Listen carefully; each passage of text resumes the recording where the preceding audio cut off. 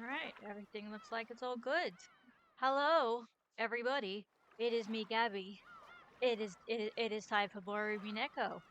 Bit earlier than usual because I decided I am going to start streaming first thing on the weekend because I'm on episode 8. I feel like I'm so close to the end, and I want to know everything about this game now.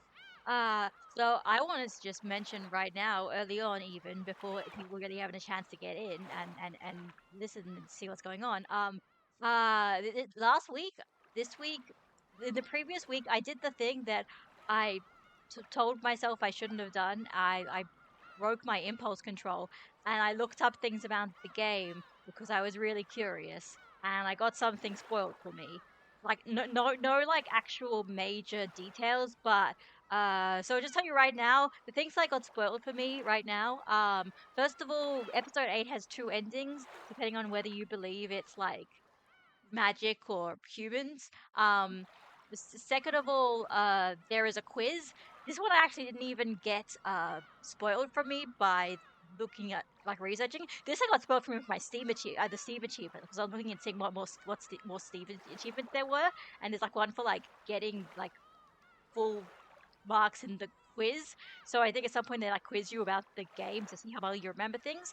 And the third thing I kind of got spoiled for me is that the ending to Umineko is kind of divisive because it seems like they get kind of Danganronpa V3 on the ass on their everybody asses and have a point where like the characters are essentially fighting against something which people think is like an interpretation of the audience and whether or not that's the case, I'm actually not sure, or if that was like an actual metaphor, and then people think that like the author's like looking down at the audience, or if it's something else. And is it raining? It is raining. Okay, good thing I closed the window outside. Yeah. So anyway, that's the stuff that got spoiled for me. Also, some little minor things and some stuff that like there were also things I'm looking up to really kind of confirm some stuff and that I hadn't really like what's the word? Yeah, to confirm some stuff I hadn't really thought about and put two and two together yet, but it kind of makes sense. Like the reason why when Vigilia first appears, like it comes from Kumasawa, is because Vigilia is essentially like the hallucination version of Kumasawa because Kumasawa was essentially the one who taught Yasu about magic, so in a way she's like her magic teacher. So she's kind of like that. It's kind of like, her like headcanon version of Virgilia of like, if Yasu is like the witch Beatrice, then Kumasawa would be like, her witch mentor and whatever. Um so yeah, that's just little bits like that. Also stuff like there was another thing got spoiled from I looked in and got spoiled or like indirectly spoiled and like the reason why Yasu kind of doesn't really seems to almost change between being a man and a woman is because like when they were dropped off the cliff as a baby, like their sex organs got kind of disfigured. So and that's also kind of like why they feel like they can't love because they don't really feel like they're either a man or a woman because they also can't have children or reproduce or anything. So yeah, gender angst, I guess. I'm sure the trans people have fun thinking about that and deciding whether that's a good or bad interpretation of gender or not. And yeah, also, I figured out what the whole thing about I got spoiled the whole thing about whether how Battler is Tatsumi's child. I got spoiled about that, the reasoning behind that. So that's probably going to be explained in episode 8 as well. Yeah, I guess that was, I definitely wonder how Beatrice figured that out. Anyway, so yeah, that's the stuff I know.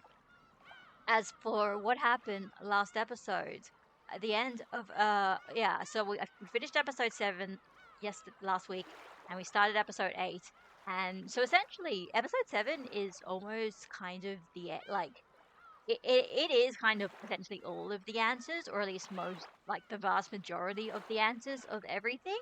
And it was weird because I didn't really think about it at first. It was a bit confusing at first, but like yeah, now that um it's starting to make more sense to me. It also helps that I was looking some stuff up. I think the thing that really, what's the word? The thing that really stops you from realizing the truth behind the events of all of the previous games is, first of all, that Shannon and Canon essentially don't exist in reality, and also Shannon and Canon are essentially the same person in reality. So it basically just means, of course, all of the events have essentially all of these unreliable narrators and things that people are hallucinating. So that's kind of how you don't really know exactly what's going on. None of it actually makes any sense. Um. Anyway, so as for episode 8, so in episode 7, essentially, figured out the true culprit, their motivations, and the secrets behind all of the murders of the first 4 games. So essentially, Beatrice, the whole mystery has been solved, essentially, which helps everybody except for Ange, because Ange just wanted to know the truth behind Rokkenjima, and the idea that, in fact, the all of the 4 episodes were essentially versions of events of how it could have happened, depending on what the roulette Beatrice chose and the roulette ended up on. Um, that doesn't really help Ange, who just wants closure.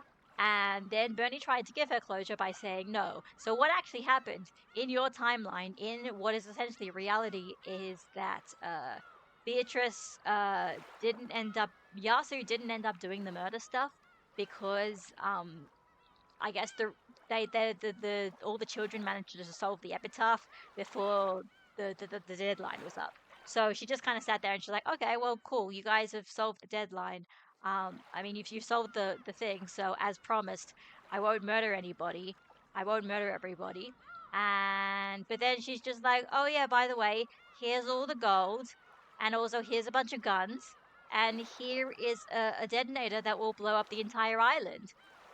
Have fun. And she just kind of leaves them to their devices, and then lots of bad shit happens, and everybody decides to start killing each other with guns, which is, yeah, a lot of that was done by Anja's parents. And yeah, basically Bernie shows all that to Anja, basically says in red, this is actually what happened. And so obviously Anja's very traumatized over this. And so Badla, endless witch sorcerer battler, is basically stepping in and saying, okay, maybe Bernie might have said that, and maybe your life has been shit.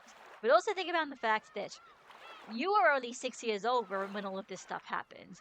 You were essentially being a lot of your interpretations of what you think all of these people were like, these people who have died many, like 12 years ago. It's a lot of it's just portrayed. A lot of it is, it's subjective. It's based on your own memories and your own incomplete memories, and some of it might not even be true at all. So you might think that this whole thing is a horrible story. Everybody in the Rockenjima incident was a horrible person, and your life has been a living hell. But also consider the fact that since you don't know anything, there might have actually been some, kind stuff in there.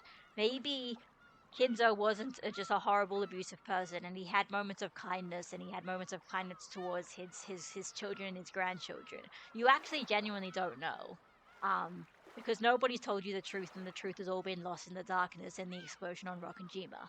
So that essentially seems to be what the story of episode 8 is that even if we know the truth, and even if we know that there were some really horrible things that happened on Rockenjima, that doesn't mean that we can just say everything is resolved and everything is decided and everything is horrible, because there might still be a warm, happy ending in here somehow. I guess the only question I have really is, I guess, what Beatrice's game actually was, and also who Battler actually is. Because if what everybody is saying is true, and what Bernie was saying is true, and everything, and all the reality saying is true, Battler is dead. Battler is genuinely dead. Beatrice is probably dead too. Beatrice was a witch, but Battler has been dead this entire time. So what has been the thing that has been debating with Beatrice if Battler isn't actually alive? And how does this relate to anything? How did she expect Battler to understand her childhood promise to her or them? How did Yasu expect Battler to learn and understand the childhood promise by murdering Battler's entire family. That part I'm still a little bit confused over. So there are still some questions that I don't exactly know. So maybe kind of more sort of, I guess, thematic wise, almost like what was the point of Umineko really? I know what the events of Rokujima were, but I don't really know why it's needed to become a witch's game, if that makes any sense. So yeah, I guess I will. I will continue.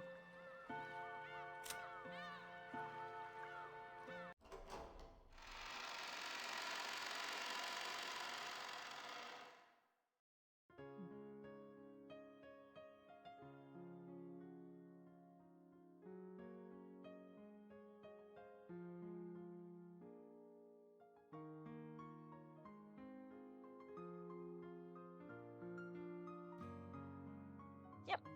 All right, everything is working.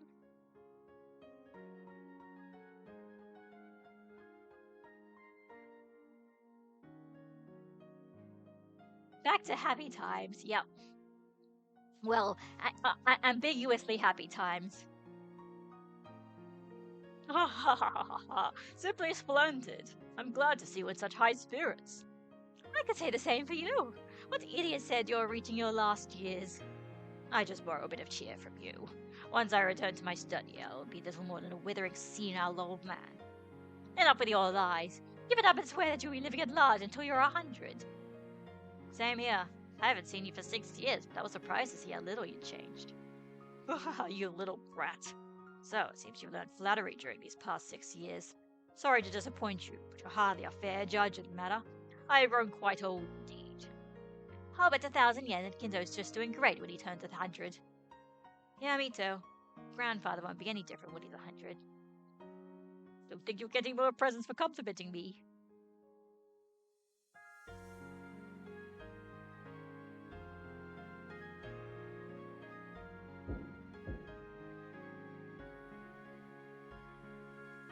Pardon me, intrusion. Crosso and Natsu-sama are here.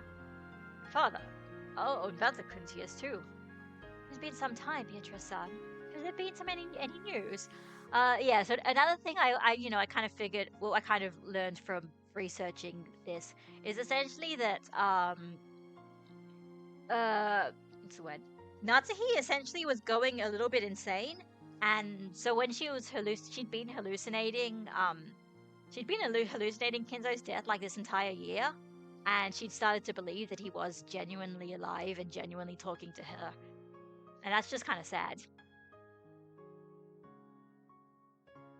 I'm just the way I used to be. Come on, have a seat. Oh yeah, another thing I got spoiled. Well, another thing I guess I got spoiled essentially is that in some of the earlier games, basically the idea was some of the family members were actually essentially cooperating with Yasu. The idea essentially, I guess, being that like Yasu invited them over and basically said, "Here's the goals, and if you want to get all this money, you'll have to cooperate with me and do these things to like murder everybody." And like that's how a lot of the murder things happen, where some people are just pretending to be dead and stuff.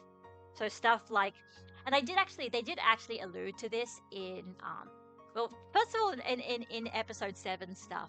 Also, but I don't remember where it was, but it was a thing where I guess that's supposed to be in episode 7 where they're talking about the first murders of the first game where like all their heads were like smashed in, and they're like, man, geez, that was really risky of you. What if he had like come any closer and he would have noticed? And I guess the idea was essentially that so some of those were fake, were corpses.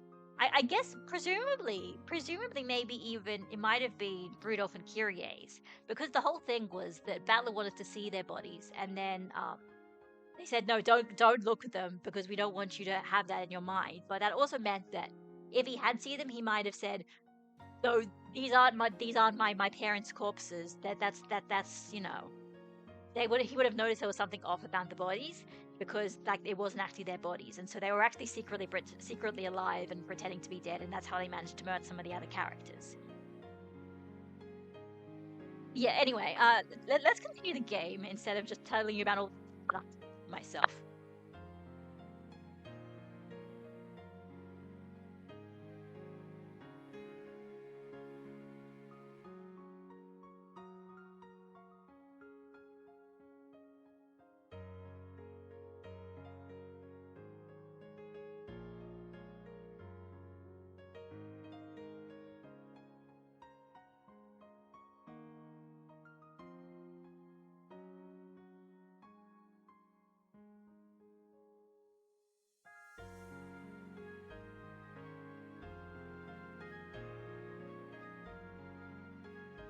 Oh, I see. That must be right. Ange doesn't like me. Huh? What do you mean? And doesn't dislike you, does she? You really don't understand women, Butler. Oh, you're just like, no, my Oni-chan is too familiar with this other lady. She's gonna steal my Oni-chan away. Oh yeah, Shannon was one of the bodies of the initial six, but Canon shows up later on, so she must have been faking her death there, and Bala was prevented from examining the body too closely. Okay, yeah, that also makes sense. Yeah.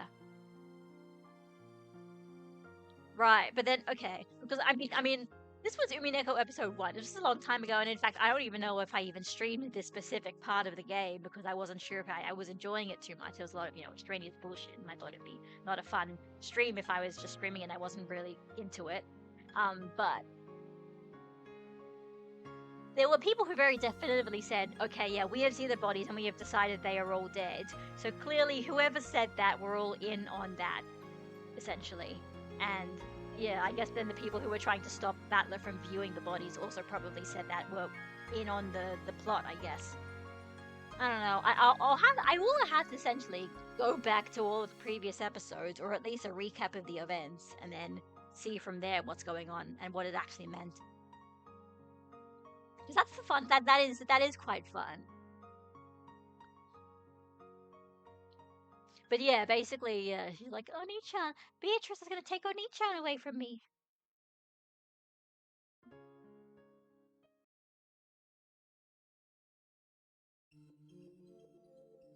And yeah, to be fair, like that is the idea of this murder in the murder plot being that first of all, two of the characters aren't real, or if they are real, they're actually one person, and we're just like, yeah, that's not something that anybody. I don't know if anyone would have. No, that's not true.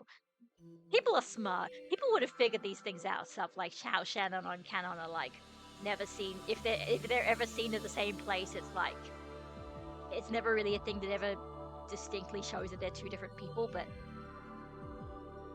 it's interesting. Golden Witch Beatrice. Each and every day, I remember the debt the Ushiramiya family owes for when it was saved from the brink of destruction. Yeah, you'd better thank me. Well, it's actually your grandmother he's thanking. Shut up, you! No, it comes to the same thing.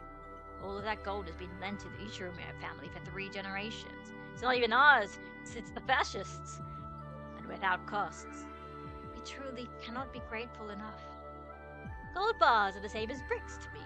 I had nowhere else to put them, so it was a relief to have Kenzo hold on to them. Well, I'd like to say that just once before I die. Is the Golden Witch a rich person? Well, yeah. After all, she just went and lent grandfather 10 tons of gold. Precisely. I've been borrowing it for several decades, always promising to return it someday. It is a debt I would never be able to fully repay. In a way, it's not even actually the gold part. The debt is really the fact that she gave my life back when I was like completely suicidal back in World War II. So she gave me a reason to live again. The Head family has never forgotten its gratitude. Isn't that right, dear? Of course. The Beatrice hadn't kindly lent it to us for 3 generations. The Ushiramiya family would have fallen long ago. Probably because grandfather would have unalived himself. Even someone as shrewd as father couldn't have done anything without funds to start with. Kraus, do you know what I am about to say?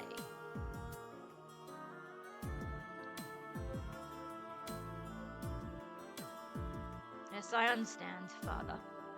Beatrice, I do not have many years ahead of me. In fact, this may be the last family conference that we will attend together.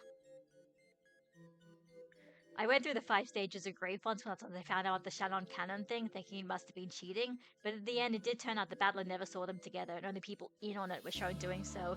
Yeah, I think it's very clever. I mean, in terms of, what's the word? In terms of the laws, like the Nox's laws and the Van Dyne's laws, it probably breaks a rule. Many rules are being of the author being a, the narration being stuff that actually happens, and all of the characters being, it probably breaks those laws, but it is an interesting idea, definitely. In fact, I was going to say, it's such an interesting idea that you could make a whole story just about that idea, but they also kind of did that. There's 0 time dilemma. Fucking again, 0 time dilemma. I don't. Zero Time Dilemma is not even a good, like, it's a clumsy mess of a game, but it has some really funny ideas in there. Really interesting ideas in there. How faint-hearted you sound. You must be joking. Of course, I do not intend to die as soon as next year. However, I don't believe I can make any sense. Yep, okay. Beatrice, I want to make amends, and I must do it while I am still in high spirits. For that reason, I made a decision today. What's Grandfather talking about? Quiet. Grandfather is about to talk about something very important.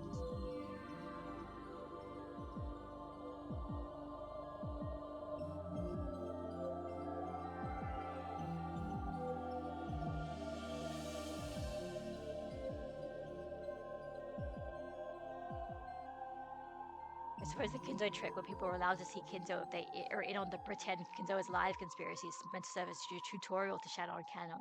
Oh, definitely. I think it does definitely make people realize that that yeah, if people are just hallucinating this person, then what other things can they be hallucinating?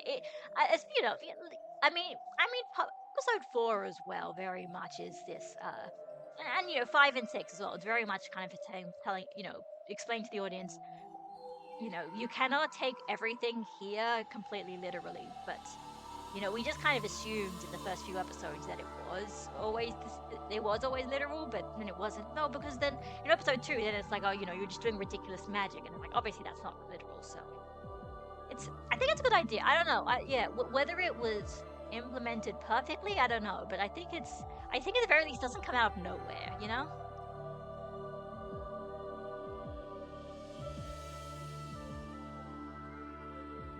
I will return all the gold that your grandmother lent me.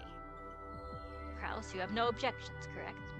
That gold did not belong to the Ishiromia family in the first place. It belonged to the Italian fascists.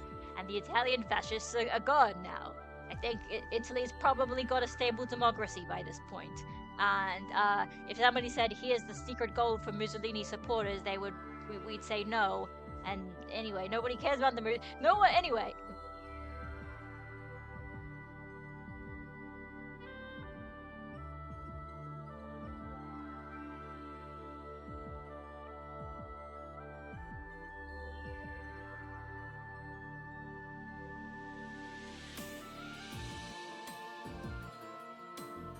Since father rebuilt this family in one generation, I'm sure my husband will make the family thrive in his. And it's something the two of us will do together. The other little thing people were supposed to kind of, yeah. I was going on TV tropes looking at some stuff about the game there. And one thing they noticed is that, like, no, yeah. Even if Krauss had survived this, he probably wouldn't have been able to get himself out of debt. Because he kept saying that, like, oh, Japan's going to be in the midst of an economic windfall, and this is like just before the bubble bursts, so his fortunes would die. And he no, he has the wrong idea. He unfortunately would not be able to do it. But regardless, after all, the truth doesn't really matter. It's all about what we think about, metaphors and interpretations. So, letting go of 10 tons of gold leaves you with no regrets. I must say it is quite impressive. What could a witch do against an opponent who cannot be swayed by the golden magic? I will return the gold to you, but the Uchiramiya family will always be supremely indebted to Beatrice, the Golden Witch. See, she's the Golden Witch because she uses the fact that she's got the 10 tons of gold as magic to convince the family to do whatever the hell she wants, depending on what she chooses in her roulette.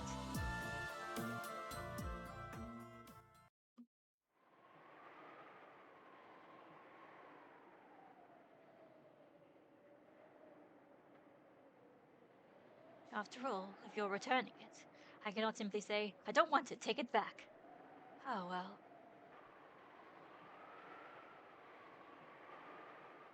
Kraus, I have also decided to present you and the others with my inheritance while I still live. Father, you see, imagine if we had done this and then none of this shit would have happened. When I die, you will not only be busy with the funeral, but I imagine you'll have Ava and the others at your throats over the inheritance issue, like in all the other timelines. If all is divided now, the funeral will be less trying for you. Kraus, write this down, and Genji, please be our secretary. I will now lay out the distribution of my assets. Yeah.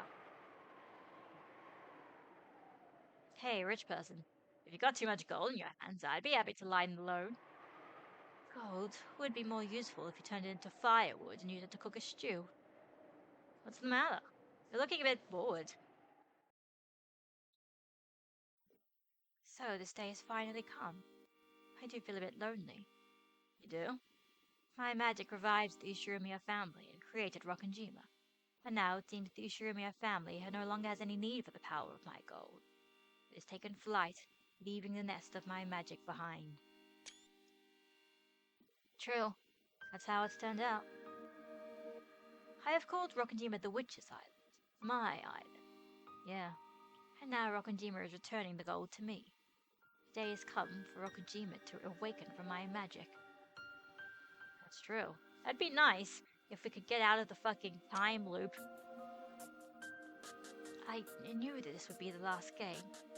However, now that we've reached this point, even in a manner such as this, it's surprisingly painful. No more, no, there's so many more other stories we could do. So many other murder tricks. We really didn't get a chance to find out much about Goda. You're the type of person who looks totally carefree, but who's actually full of lingering attachments and regrets. Cruel and obstinate ones are usually the quickest to grow attached, and then to feel lonely. That's right. That's the kind of person you are. It was a game for you and me. It was fun. A great game we polished to perfection during those 6 years. It's so funny how Goda is literally the only human there with no plot relevance whatsoever. So yeah, another little thing I saw in the, I guess, people theorizing on TV tropes. Essentially, the reason why Goda doesn't get much focus is just because Yasu didn't really like Goda very much. Because Goda is, a real proper, servant and kind of, used to that sort of high-end stuff, and he doesn't like the fact that there's just this kid here who's a servant, and so he's not really very nice to them. So, Yasu just kind of doesn't really consider them much in all of their roulette games. I once liked it to eternal torture for the both of us. Eternity is happiest when you can still believe that it's eternal. But all things must end. And we have to be aware of that. Oh, actually, I don't know who's saying this. So we must not avert our eyes. Just as the sun always rises, there's no sun that doesn't set. Okay, I guess the question I do have though is how do you end the game? Is it just because Battler at some point realized, oh hey, I liked Shannon. That's it? I don't know.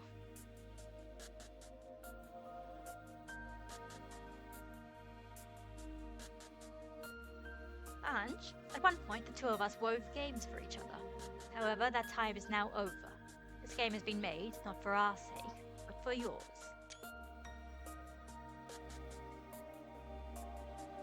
We need to show you the contents of the cat box of this day. That key I gave you is for opening it. What do you mean by cat box? He means this day. The miracle of magic. I brought you to the day you wanted to reach so much. You must continue telling the story of this day as the final wish. As in, you have to tell this story instead, just like whatever her name is. Featherine's persona is telling her own stories, you have to tell this story and say, hey, this could happen. That's cute. That's nice, and it's fair enough. So I guess that's what they mean by she's the final witch, right? Does that mean that I must remain here? Just how long have I suffered, wishing that I could return to the Rokkenjima of 1986? And now I finally made it here. So why are you chasing me out? You said I could decide for myself. That's right. I did say that. I'm not leaving. And please stop trying to spoil me with this strange made-up game. I want to know the truth of this day. She's a moody girl, be it 12 years in the future or in the past. Shut up. I didn't ask you. What the hell do you think you're doing here? Didn't the Golden Witch come to perform her resurrection ceremony? Didn't you appear on the island with a crash of thunder to try and offer up 13 people as sacrifices? Why are you acting so happy and casual? Doesn't make sense. This is a very unusual case where the characters, the audience, very clearly at this point knows things that Anj is not understanding at all. Sure, the one doesn't make sense. What are you thinking? Do you want me to be a murderer? Do you want me to be a murderer? You wrote it down in a tale, sealed it in a message bottle, and threw it into the sea. Two of those were discovered later on. Both of them were stories of cruel serial murders. It's a shame that only two of them made to shore. Sad that land, my greatest masterpiece, was never seen by human eyes. Okay, yeah, so this was another thing. People told me, sorry, no, I saw on TV tropes that essentially the message bottles were things that Yasu essentially had been writing. The idea of the Golden Witch was that, what's the word? That Yasu had basically, over the years, she just thinking about ways that this could happen, ways that she could do this. And she wrote all those stories down and put them in message bottles and throw them out to sea. I don't know if that actually meant that she intended for people to find them and read them or not, but either way, that's why they all came. Although that doesn't explain why the first one says that it was written by Maria. Anyway, and is Land of the Golden Witch a real story or not? I've been wanting to ask this for a while, but what's up with those message bottles? Okay, maybe this is where they're going to explain it. As I was working out the details for my game against you, I began creating those game tales along the way. Once I realized that I could create endless different tales out of the same game board, it started to get fun. Okay, yeah. So this is explaining the thing that I got spoiled. So yeah, she was. What was it? What, like 2 years before? You said it was like 2 years before 1986 when she like became the became the witch by solving the epitaph. So like she was sort of thinking about ways of making serial murders with the whole Ushirumiya family, partially out of her revenge, partially out of her love for Battler, partially out of whatever. She was telling all of these stories, threw them into the sea, and then they happened to be found. So you wrote them down, hoping that I'd read them someday. That doesn't help if you're fucking dead. Excuse me. Yasu, I think there are some holes in your theory. Precisely. They were so good, I just couldn't bear to wait for your return. Inspired by Agatha Christie, I tried sealing them in bottles and throwing them into the ocean. Mysterious, don't you think? Okay. That's alright, that makes more sense. So in a way, they're kind of like love stories, but, love stories in really messed up ways. She loves Battler, she's spending all her time thinking about Battler, and she wants her... I guess that's the idea.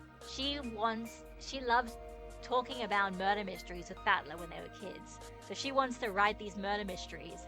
And she's like, look, I've written all these murder mysteries. Hey, Battler, I want you to read them and try to solve them. Try and figure out who the culprit is, right? I mean, it's still a bit grisly because, like, you're using his family as the victims and his friends. And I think you'd still hate that, but you know what? Yasu is also like... Yasu's just messed up, so... Don't mock me. Those were your plans for the crime. You used the location of the hidden gold to fan up discontent between the family members. So you planned your brutal serial murders. Sheesh, is that what I've become in the year 1998? Well, I guess I can't blame them. Huh? What's with the sudden change of character? Is this some scheme to make me let my guard down? I'm not gonna be fooled so easily, Beatrice. Oni-chan, you want to make me surrender and say that witches exist, don't you? You think I'll fall for that? I'll find the truth without your help. Even though that truth is all around you right now. You once called yourself Gretel, but it seems the name Miltil will be more fitting. I know about that one, because if Zero escaped Virtue's last reward. God fucking damn it, Uchikoshi!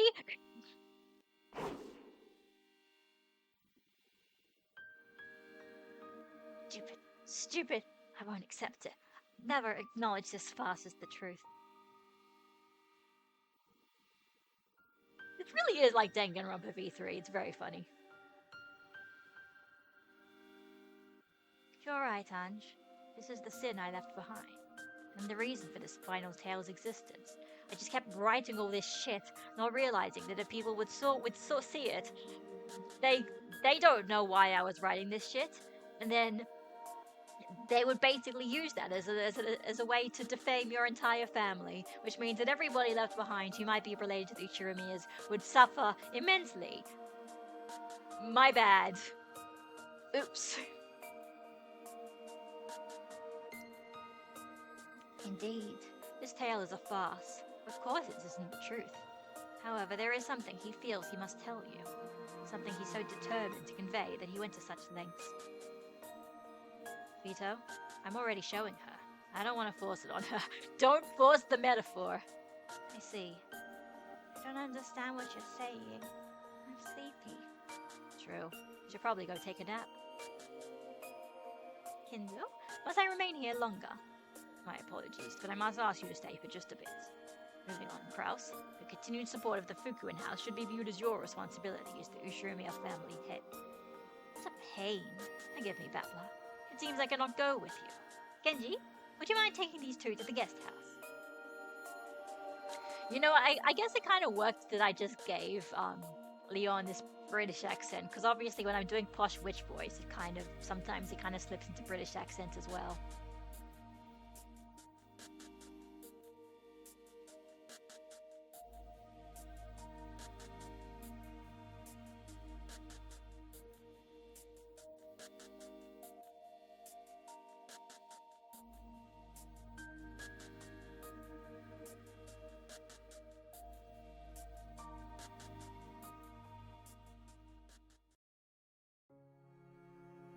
Basically, you know, never trust the girl who decides that when she's a child, that she's super into serial murder mysteries, because then she's just gonna do something stupid like this.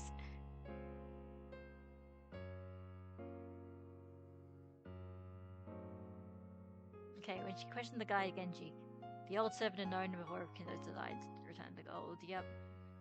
The master decided to start preparations early for his final task in this world, the ending of his life. Most people don't think about what happens after they die. Guess grandfather just lives on a whole different scale.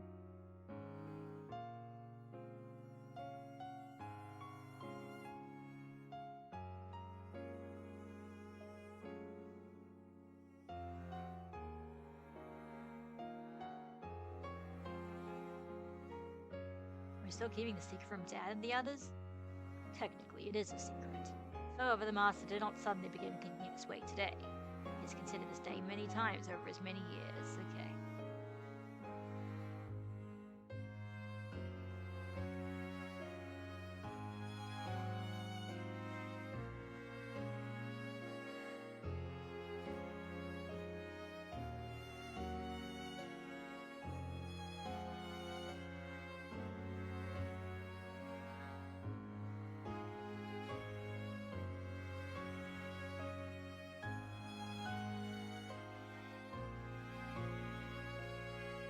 Chan, I'm sleepy.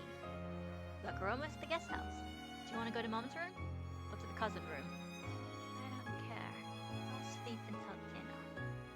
No, little baby.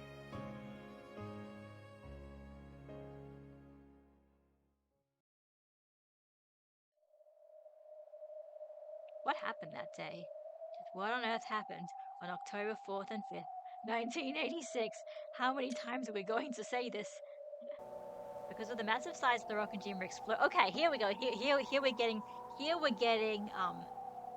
legit stuff. Because of the massive size of the rocket Jimmer explosion accident, the time of the explosion was known almost exactly down to the minute. That time was October 5th, 24 o'clock. Sheer improbability of that round number proved that the accident had been produced by artificial means. I mean, okay. Later on, the following statements were collected from individuals who knew Ishiro Kinzo when he was alive. Okay, interesting, we're getting truth. During his lifetime, Ishiro Kinzo built a clock rigged to blow up the island exactly 24 o'clock. Okay, so people knew this. This clock was apparently inside his secret study, and he felt mentally cornered and wanted to think up a brilliant plan. He would activate a device, and the tension of the approaching midnight bring up some flash of inspiration to him. Like the fucking morphogenetic field theory. When your body is in danger, in imminent danger of death, that's when you can access the morphogenetic field. Everything, why is everything always coming back to Zero Escape? I don't know. I think Zero Escape must have come out like during this. 999 at least. While this roommate Kinzo still lives, this was only thought as a tall tale about an eccentric man. Yeah, the fact that the Rokujima explosion accident occurred exactly 24 o'clock supported the story. Sounds crazy. Oh, hi, old person. Hello, Brandon. Okay, so this is one of the guys from the future, right? I mean, we know it is because he's, yeah, no, we don't have anything in the future part yet. Anyway, here is reality. He must have hoped to have gained some sort of mystical power from those short periods of madness. If we call this is source of high output mental power, the story isn't that difficult to swallow. Yeah, Professor Utsuki, that's it. Witch hunters, enthusiasts who treat the mad fantasies surrounding Rokujima as their plaything.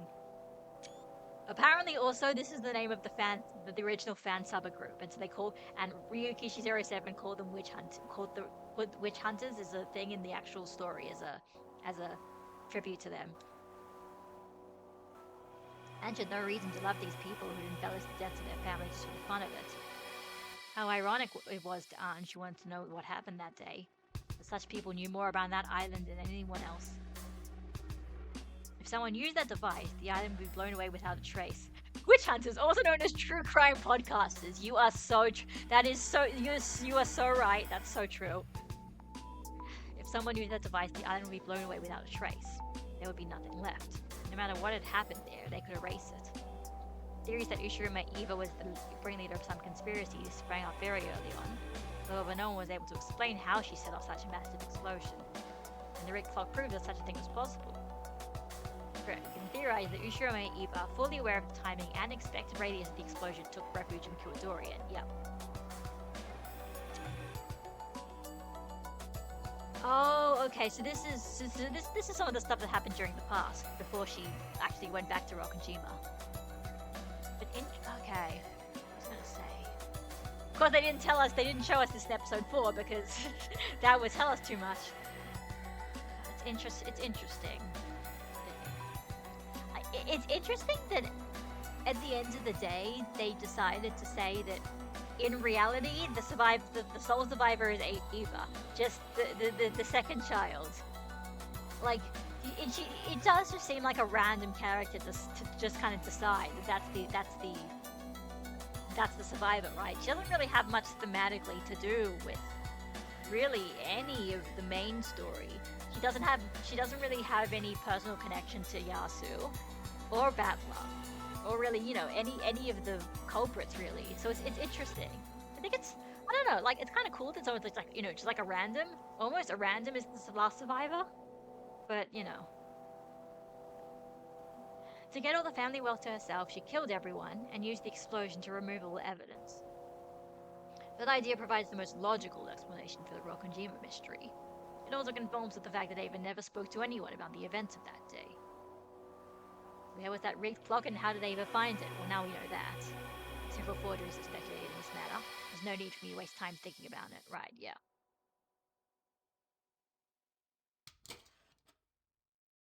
Eva activated the clock device, hidden Kuwadorian to escape the blast, and was therefore the only one to survive.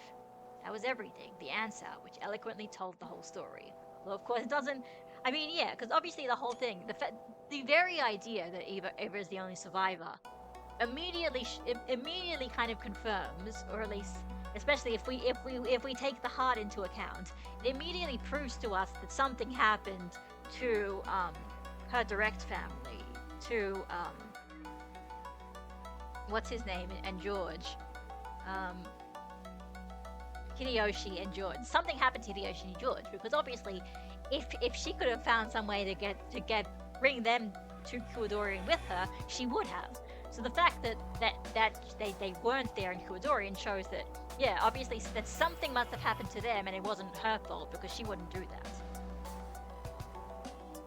When Eva first adopted me, our relationship wasn't that bad at all. I asked her several times what happened that day. Every single time she answered, it was safe to say that she didn't remember. But, well, she must have been flustered at the time. The very first time I asked, she answered like this. I can't tell you about it. It was a slip of the tongue. She knew what had happened that day, and she left this world without telling been a bit of the truth. Interesting. Interesting. Okay. As in, she can't tell you about it because it would be too traumatizing to a child. But then, as she grew older, you know, the pressure of everything and everybody just turned her into a bitter woman who didn't want to. Also, the fact that she was like, I mean, like, what's the word? I mean, yeah, we've heard essentially theories, you know, the theory that Ava also didn't tell Ange even on her deathbed because, like, essentially she wanted to protect Ange from the truth because, you know, the truth was so horrible that she didn't want Ange to have this horrible, you know, thing haunting her for the rest of her life, kind of thing. While at the same time trying to make herself out to be the villain and, you know, trying to villainize herself in Ange's life so that Ange would have no reason to suspect it, right? That's the idea.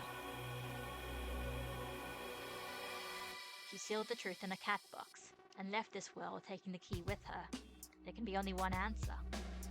She was behind everything. She got to keep all the family wealth to herself and became super rich. And afterwards, she lamented the fact that her beloved son would never inherit any of what she'd created, and she cursed me. Just remembering that old bitch makes me want to vomit. Yeah. See, obviously, I know what's going on here. What happened that day? That's what I want to know. It's my only goal. One reason I'm still alive. Yeah. I did jump. She did jump. I mean, that's the thing. Magic or not, Ange did jump off a skyscraper. Like, she probably did intend to kill herself that day. However, later on, I had to come to grips with the fact that my goal was an abstract one. After all, though I don't know what happened that day, it's a question of who did it. That's already clear. Ushirmiya Ava, she's the culprit. That has never changed since the beginning. That's right. I'm not trying to find out what happened that day. I'm trying to find out what Ushirmiya Ava did that day. If I can reveal that, then I can expose Eva's evil, even though she's already dead. That is my true goal, right? Which is you know, not the actual goal that you should be doing because, you know, then you're not thinking about the heart.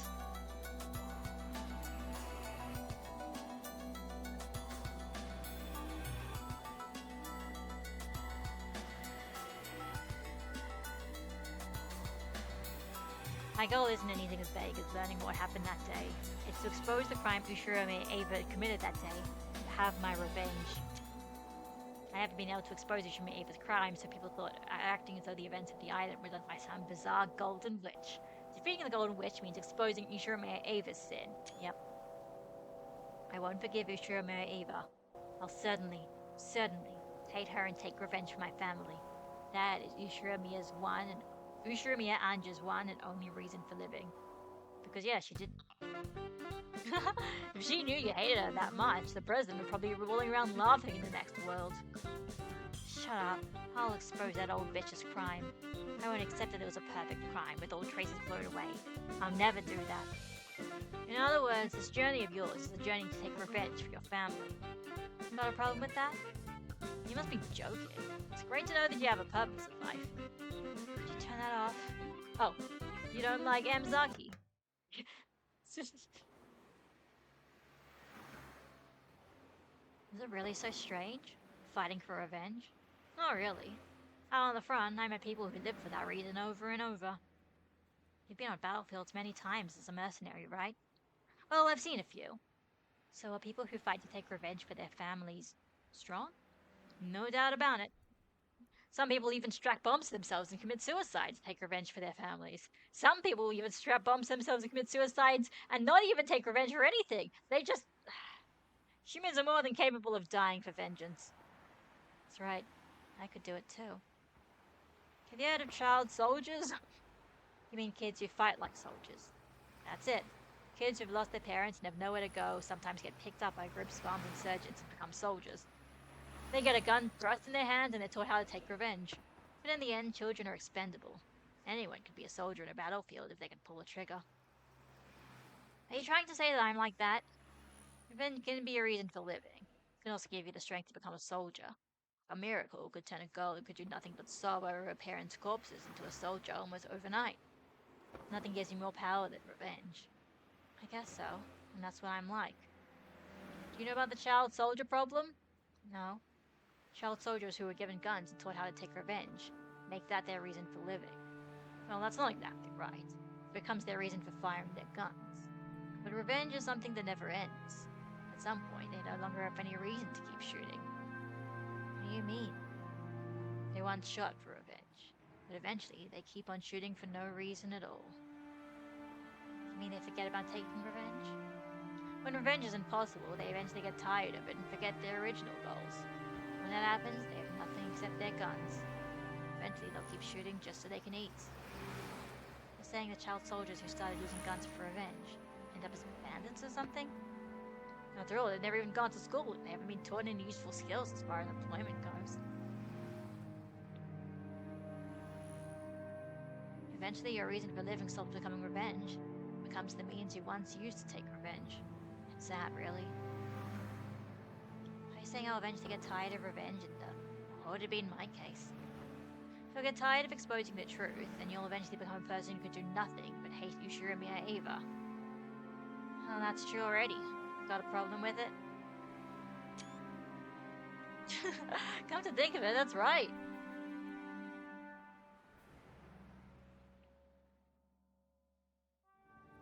Revenge is pointless.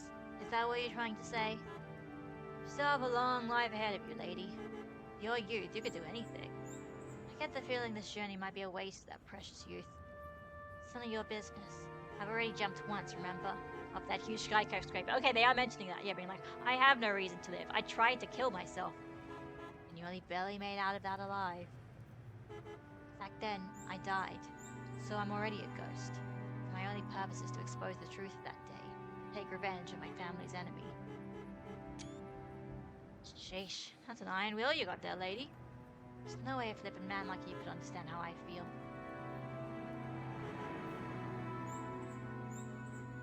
On the first day we started this journey, you said something. You said you wanted to know what happened on that island that day. The same now. It's changed. Now you're saying you want to know what happened to that island that day so you can expose Ichirome Ava's crime. And isn't that exactly the same? Well, that's true, but I'm tired, so I'll sleep now. Would you mind staying quiet a bit? Tell me when we get there. Roger that. Just like when you were 6 years old. That's a cute little, like, you know, these things happening in the past and the future at the same time. Don't become one. A child soldier. Child soldiers are fucked up.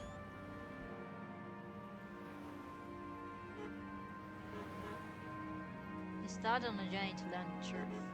It's becoming more and more a journey for revenge. A journey to have revenge by exposing the truth. But as you know, there's nothing left on Rokujima. There aren't even any traces left. Exposing the truth might not be a picnic.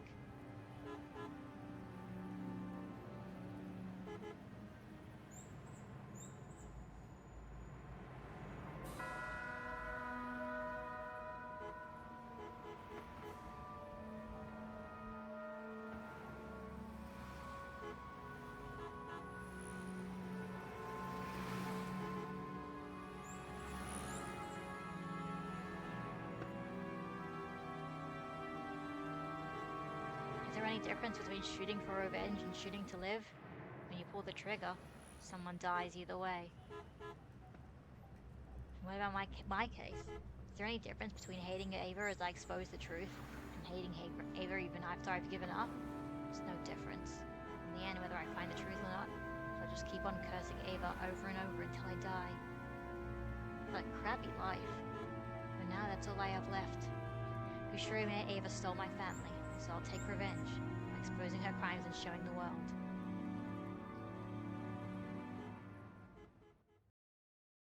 My life fucking sucks.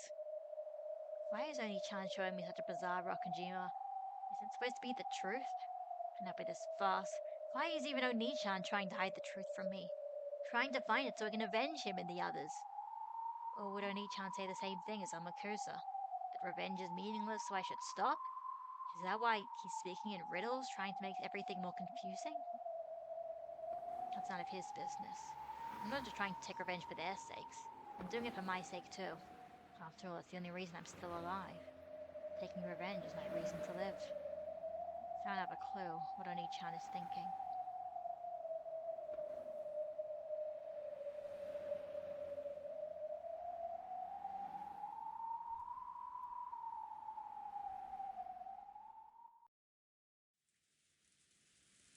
Meanwhile, it's been a while since I've said that.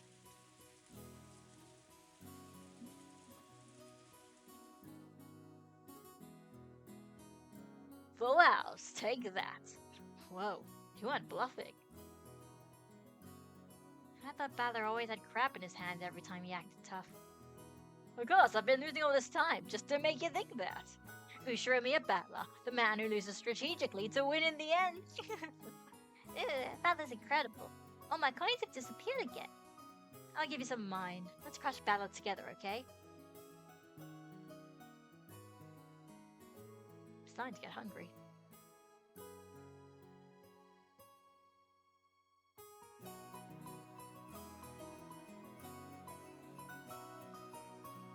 Halloween party! Incredible, incredible! No one is going to get their stomach sliced open and filled with candy like last Halloween party.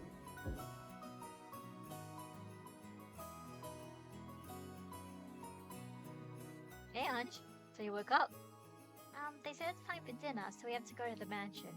And you probably shouldn't have slept for that long. Your sleep is gonna be fucking terrible. If you wake me up at 2 a.m. in the morning, say, "Hey, Blib, we wanna play. I'm tired." It's your fault, okay? Actually, it's your parents' fault. Tell Kyrie she shouldn't have let you sleep in the middle of the day. It's bad for your bedtime. You're still 6 years old. Though I guess if they're like, "Oh, Ange needs to stay up late so she can," whatever. I have a niece and nephew, okay? They're not 6, but they're getting close to it.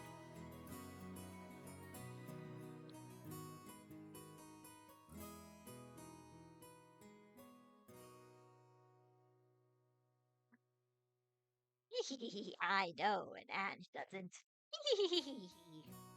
Mom, what's a Halloween party? Who knows? We'll have to go and see for ourselves.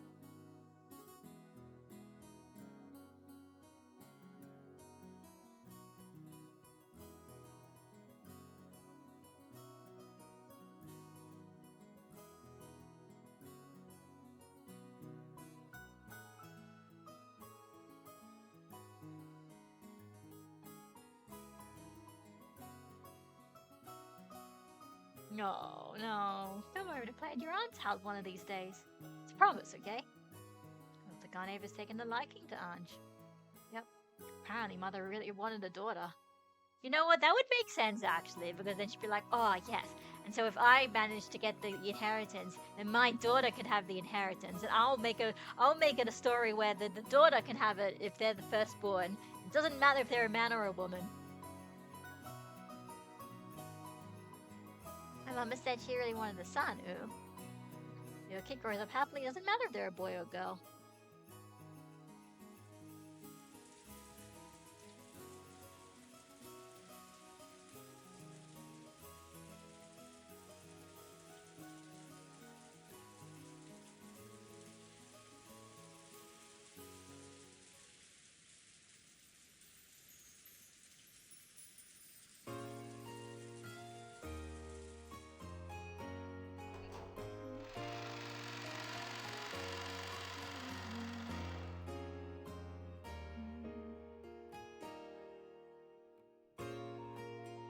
Man, I remember. I feel like the last time we saw this area was when Beatrice decided to open up the gates of hell and stuff. Ah. Yo, Butler. Hey, Maria. Long time no see. Nito, happy Halloween. Pick a treat. I have some candy for you, but now isn't the time. After all, it's just for a meal. Thank you, Beatrice. I see you're looking as beautiful as ever. You too, Rosa. You certainly don't look old enough to be a mother. You've been drinking. Your ears are looking pretty red there. Huh? Well, after you left, Kenzo said he brought this rare drink, so I couldn't help but sample a bit.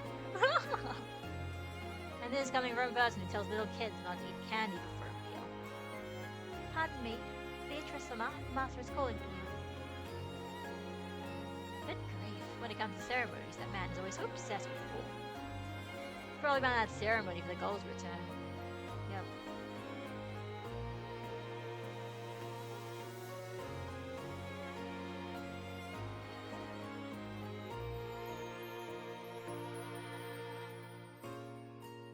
Oni-chan, is something going to happen today?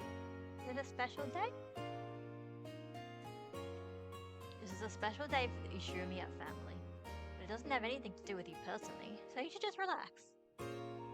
Okay. Oh, that's right. Hey, did you know? I just heard a huge secret from Aunt Ava. Even Maria or Nate-chan doesn't know, but I'll tell you. Oh. So what's this secret? Okay. I heard that if you get an almond in yours, you win. Win? Is this like a lottery or something? Anyway, if you get an almond, you win.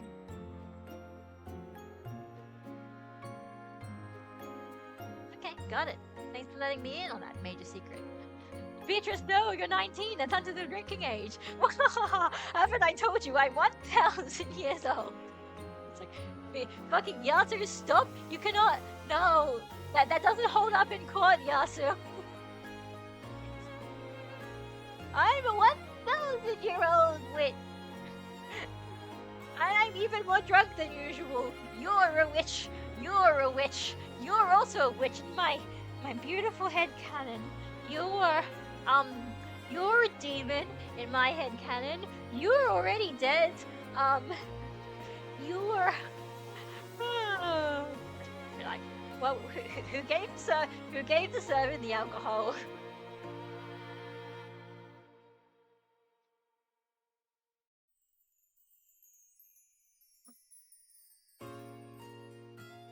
If you're some guy from a class, I don't care if they're in elementary school. It's not happening. No playing with the opposite sex without Oni-chan's approval.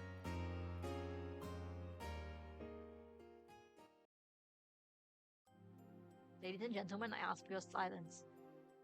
Well, I don't know if Yasu even thinks that if she still thinks she's 16 or if she knows that she's 19.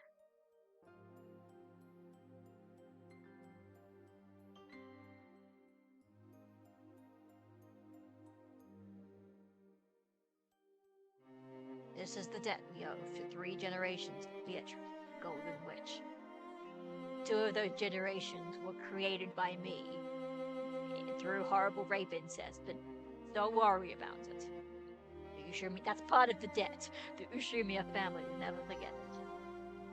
Sheesh, if you'll know where to put it, I'll be happy to take it off your hands.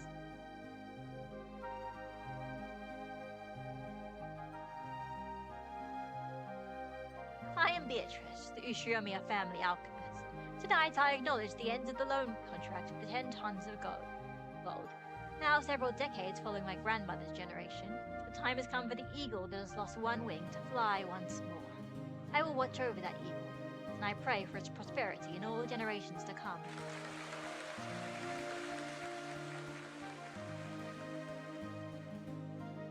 By passing her name on through the generations, Beatrice, the Golden Witch, may live for thousands of years.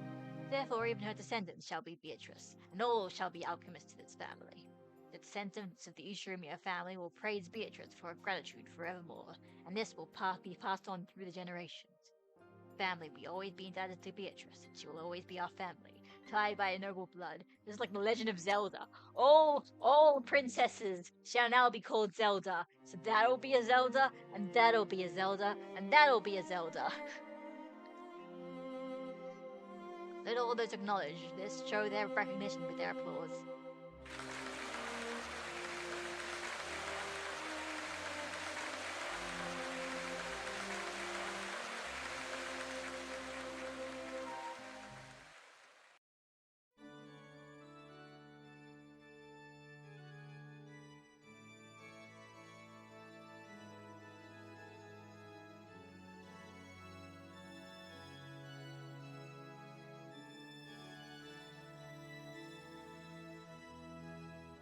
I am aware that each of you is in trouble with money. It should be enough to resolve all of those problems. Do not grow complacent. This is my inheritance given to you before my death. In the past, though I have been strict, I have always watched over you. However, being tonight, your father will cease to provide support of that kind. I'm fucking sick of you all. You're all annoying. I shall watch on as you take watching down upon from the heaven. No longer lie into fear. You may live however you please. Dad. Father. We understand. We will certainly take flight on our own. Here and now, all of our siblings swear to work together to make the Ushumiya family even more prosperous, and definitely not murder each other. That's right, if we stick together, nothing can stand in our way.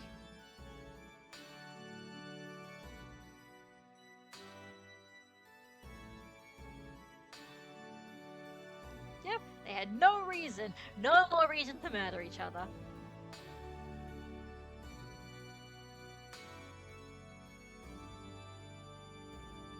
Night, the eagles of the Ushumiya family would leave Rokkanjima, nest weed from the witch's magic, and go their separate ways, with their own power and determination. It made Kinzo think, if only I had done this from the start. If he had settled the inheritance problem himself, there would have been no need for his children to quarrel at all. Instead, he had acted in a sullen manner and left the problem to them, which resulted in their strained relationships, and them murdering each other. Yes, it was all his responsibility, and now the intertwining bonds have been released. Yep. Wow, so you're telling me, if I had done this in the first place, not only would my children have not murdered each other after my death, but I would have felt better because I wouldn't have been so tormented over what the hell they would do? You mean to tell me that there was something that we could have been doing this entire time that would have solved all of our problems and I didn't do it and you're just telling me this now like a year after I've died? Fucking hell, Destiny!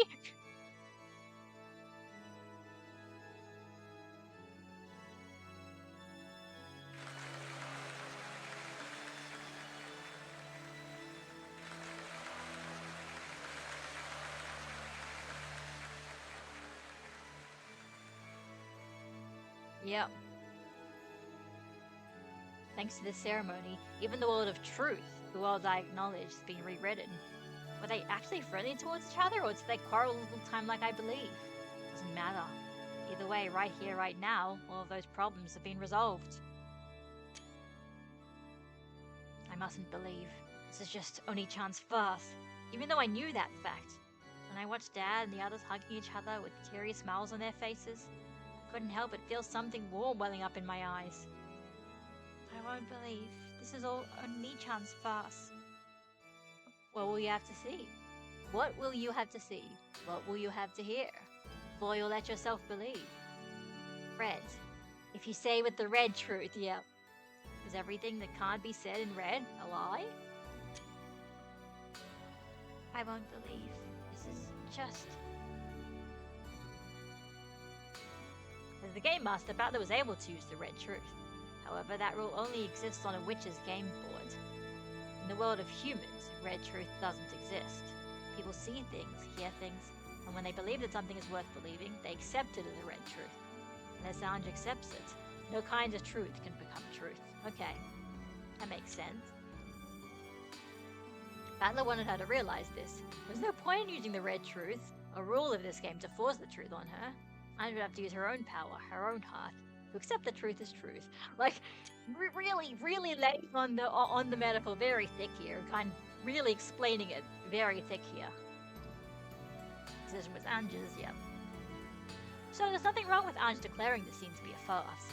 But if so, what about the hot tears dripping down Anj's face? Are they a farce too? Yep.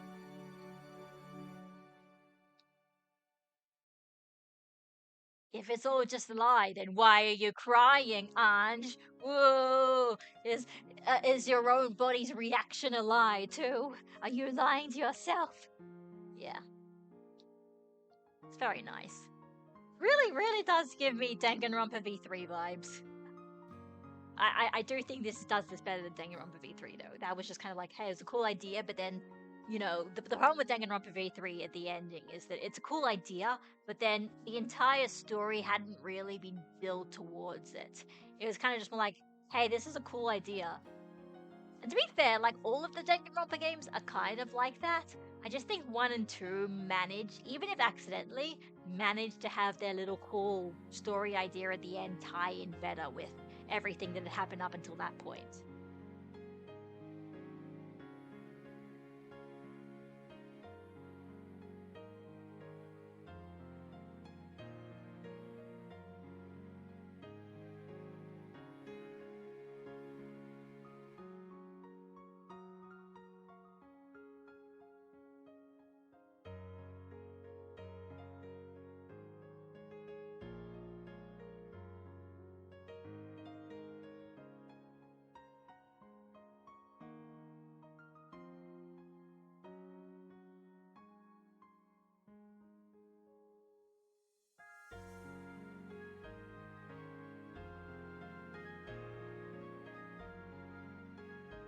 Ange, did you drink some of this? This is Daddy's drink.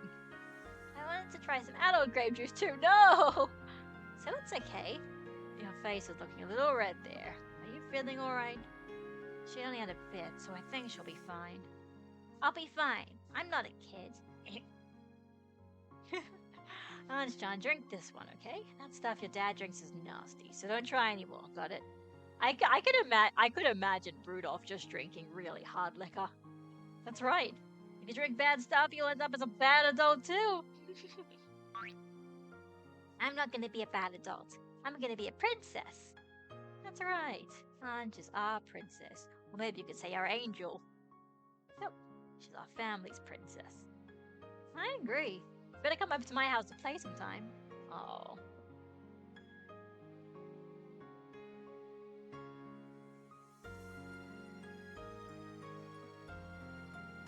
When she smiles like that, she really lives up to her name.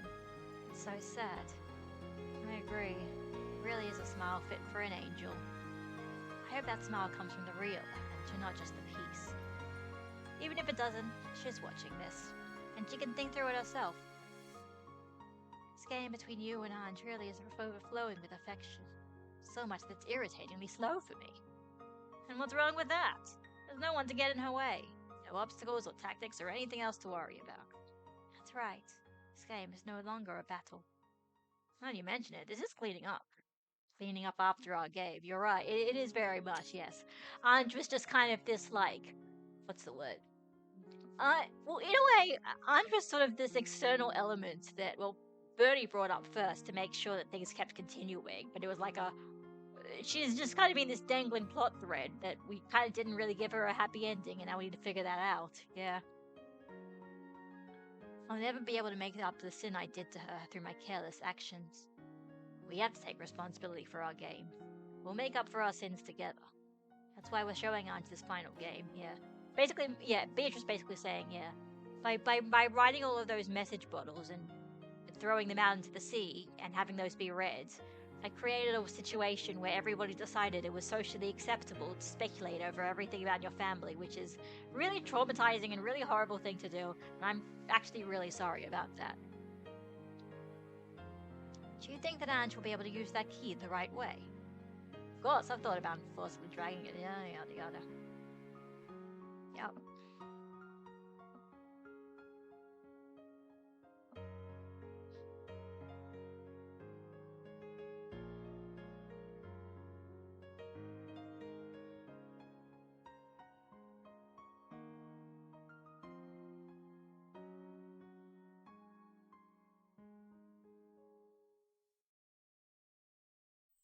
Your attention, everyone. Please gather. And now for today's special event. As the highlight of today's Tide's Halloween party, I have prepared this Sagittarius cake for you. As you can see, it was made especially for the Ushramia family, and it bears the crest of the one-winged eagle in chocolate.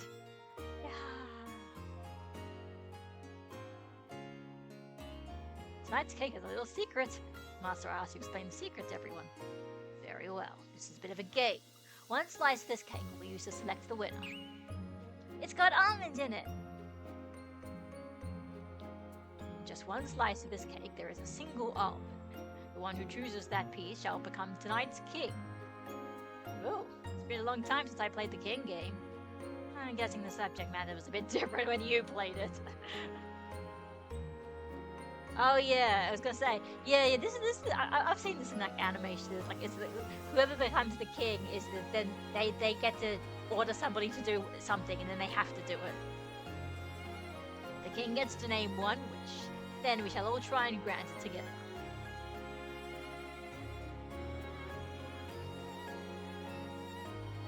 Oh, of course, yeah. Girls can't be kings. It's fine. The girl gets to be the princess. Almond, the one with the almond wins. Right?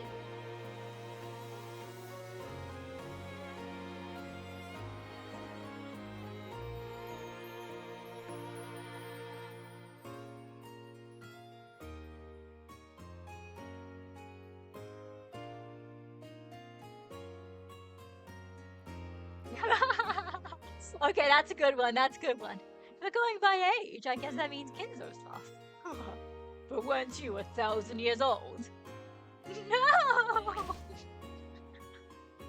Okay, that's a good one. No, that's I like how I like how she's just a fucking dork now because she always has been. She's just been a little dork girl who loves murder mysteries.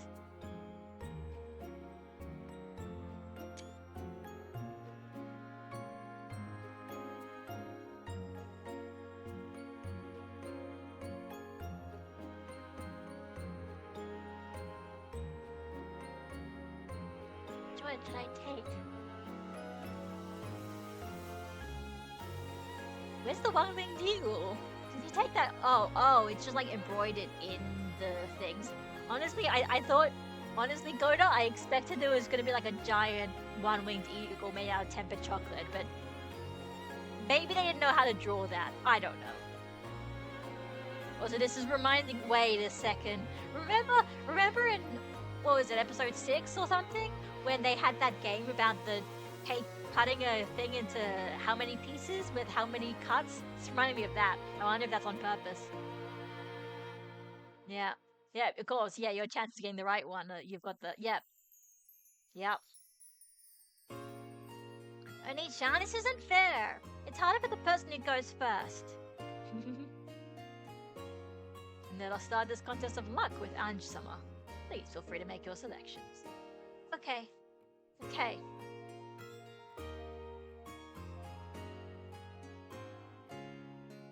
Decided yet? Yeah, I decided. This one's the winner. Oh my god. Oh shit. Oh shit. This I didn't get spoiled for me. Oh shit. Okay. Oh. Oh, yeah. I mean, yeah, because obviously I knew the choices came. I knew there were choices in this game because there's like, but I did not know this was going to be a choice. Fun. Unfortunately, it's so small I can't really tell any difference. But hello, game. Oh, whoops. Okay, I guess. You know, after a bit, it just stopped. It didn't. Tell you what, it didn't seem. After a bit, for some reason, the thing didn't seem to. It seems to just be stuck on one. So I'm going to say that's fate, and it's that one.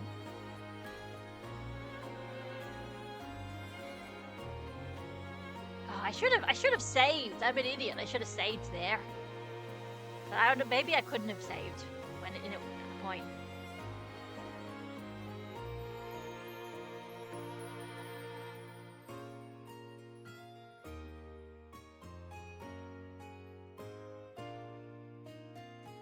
If I check my piece first, my chance of winning is 1 in 15. Or if I wait for some people to check their slices, then when I see they've lost, my chances will go up if only slightly. That's not how probability works, but okay.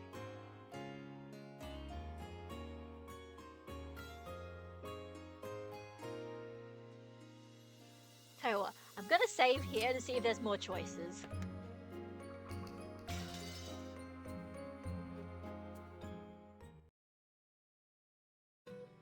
What a strange thought. Feels like I'm missing something. Even though no one else can touch the cake that's sitting in front of me, the almond inside will appear or disappear whether or not the other people win or lose. It's like the cat box.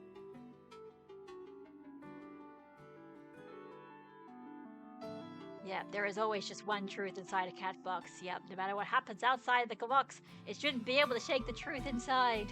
And yet, I'm being shaken about events outside the cat box. Trying to use the... I mean, you are 6 years old. It's fine. Don't worry about it. I don't even know what I'm saying. Another me inside of me is trying to say that, but it's too hard for me to understand.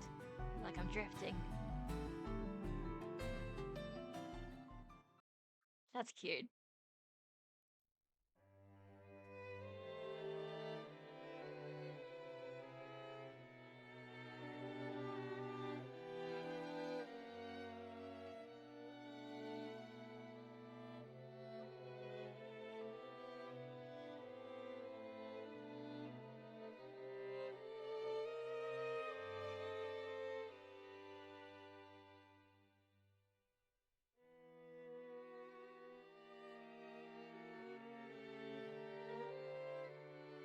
Where's the liar who said leftovers would be lucky? Urgh. What about you, Ange? Is there an almond in yours? I'm checking now. I still haven't touched yours.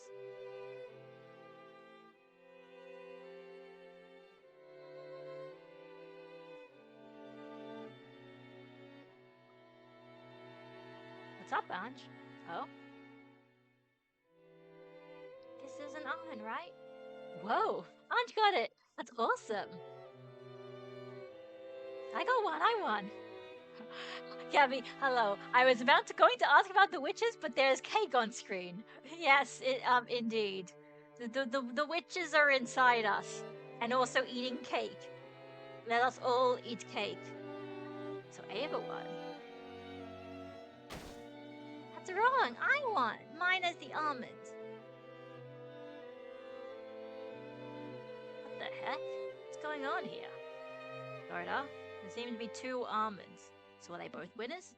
But that shouldn't have. Does this mean that one of the two winners made a mistake? Ah, but they're both almonds. It seems they both win. Master. What an odd occurrence. What's all this, Goda? Well, it seems we've had a little mistake. Perhaps they should do rock, paper. Now, don't be stingy. It just means the two almonds have appeared to signify the queen and the princess. Precisely. Let's have them both be winners. Well, but...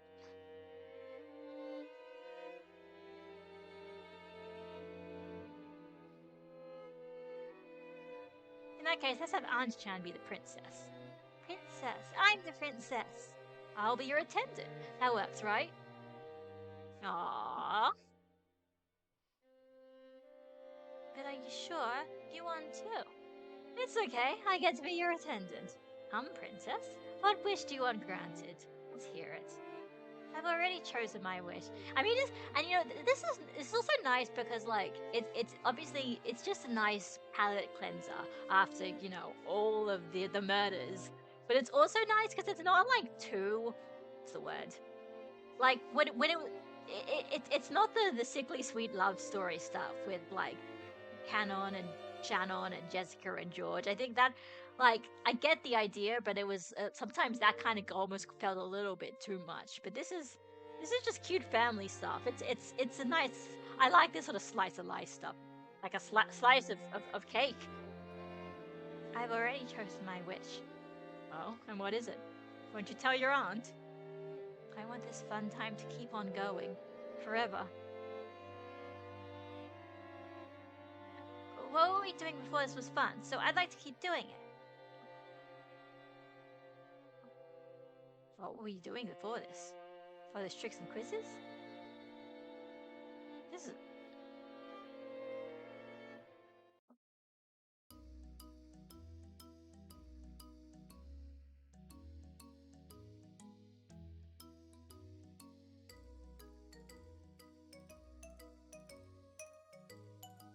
Everyone will give you a quiz or riddle, and you try to solve them. Each time you succeed, I will give you a medal. Oh shit! I just realized this is where that Steam achievement is, isn't it? They said that there was a Steam achievement for like getting all the quizzes right. This is probably what this is about. Oh god. Okay, I'm not good at these.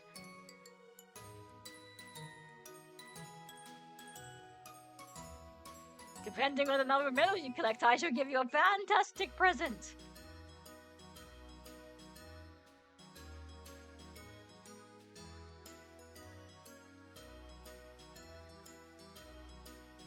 Oh, okay. But you know what? Probably better than to save. Yeah. I mean, I have to play the quiz. I want to play the quizzes. Sounds really fun. All right, we'll save it here. Save here.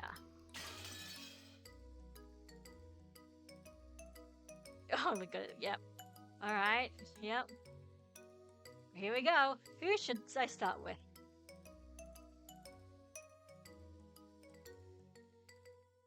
Oh, we're gonna do the sheep and wolf puzzle? Alright.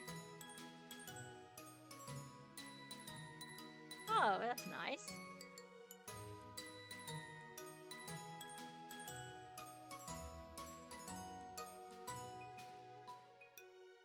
Let's begin with my challenge. Okay.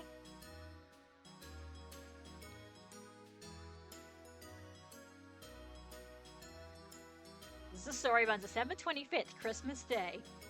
Christmas? Christmas Day, a woman looked up at the night sky and spoke. Eventually, the night will end and morning will come. Wouldn't it be wonderful if after the sun sinks and becomes night once more, it could be Christmas again?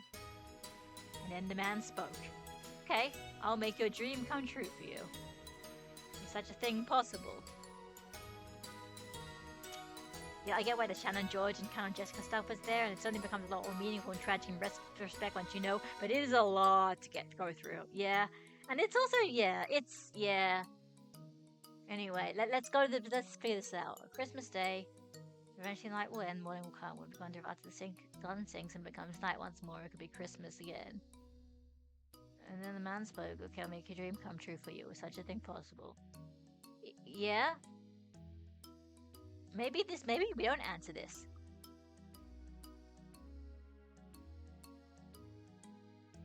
Is this like time zone shit? Oh my god. Oh yeah, it really is. Okay, it really is a quiz. I mean, yes, it could definitely be possible if you're going on a flight and you're going backwards. Actual questions. I'm gonna say A. This is very cute. Hang on, let me screenshot this as well because it's cute.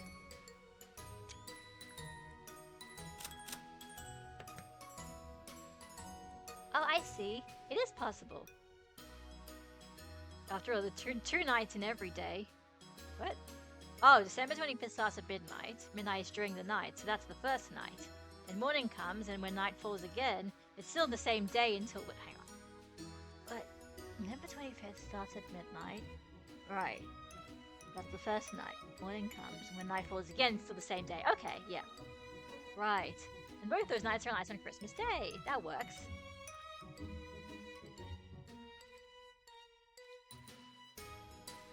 Yay, we get a medal! Yay!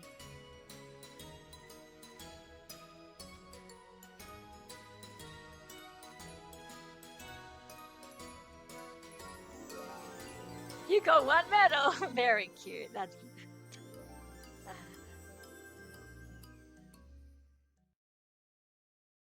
Did I make it a bit too easy?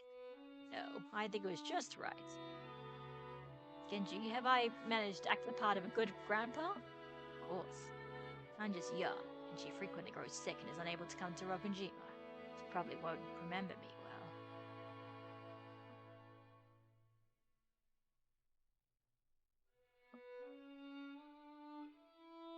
It is no different from gratitude to one's parents. It will probably take Anji-sama many years before she understands. Do you think she will eventually remember that I was a fun grandpa? Oh. Yes, I am certain of it.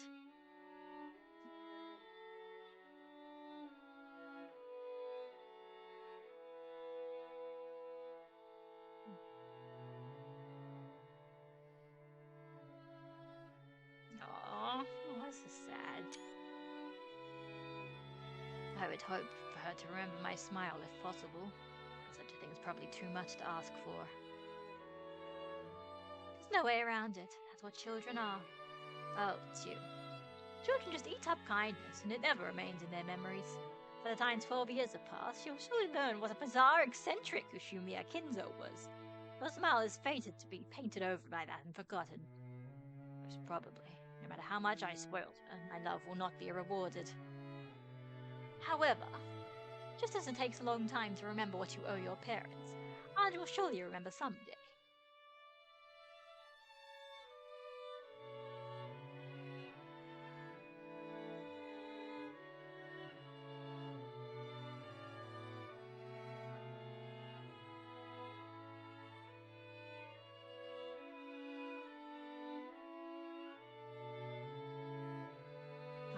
Even so, please remember it someday. Remember the smile that Kinzo once showed you.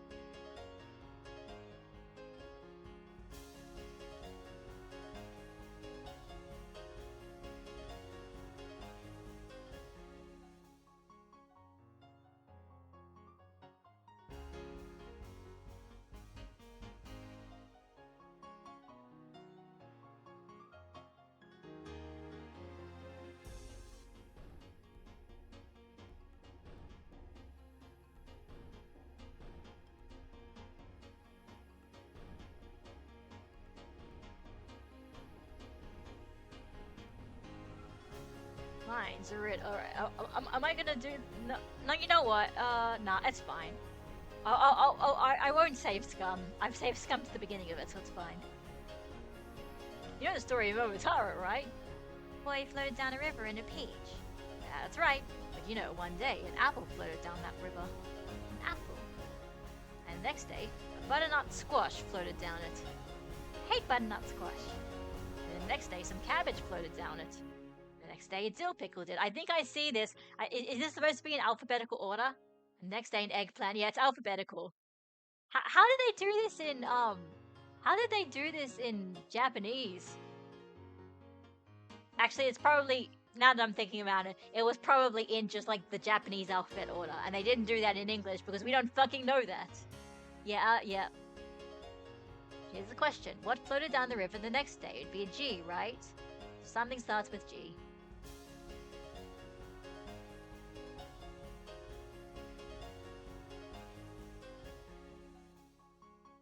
There we go, yeah. Oh, yeah. A, B, C, D, E, F, G. Grapefruit sounds good. Yay! I know, it's a grapefruit. Yay! Yeah.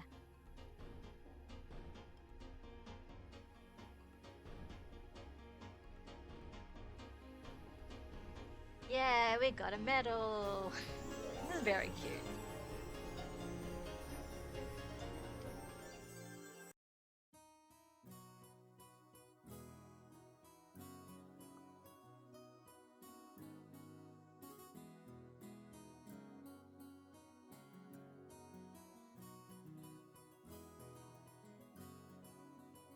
Talked about how I love travel.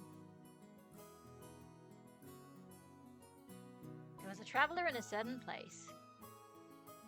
First, the traveler walked 5 kilometers north.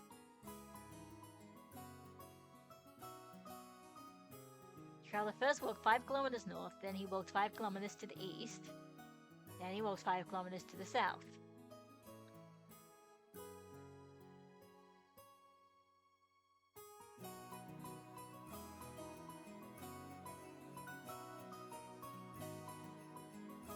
But incredibly, this traveler ends up in the exact same spot he started. Is something so mysterious possible?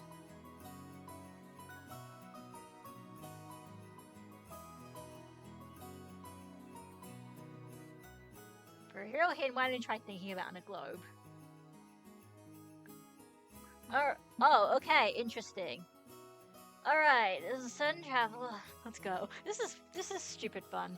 For 5 kilometers north, then 5 kilometers east, and in the same spot he started. What's this place does exist? What sort of place it is? So it's saying like, right? Okay, yeah. So they're saying like, is it on the equator or is it in the poles? And it's something about the globe, the 3D globe. So if you went like, if you started at the South Pole, you went north, then you went east. And then yeah, if you're at the pole, that would probably work. Yeah, I'm gonna say B. My answer is B.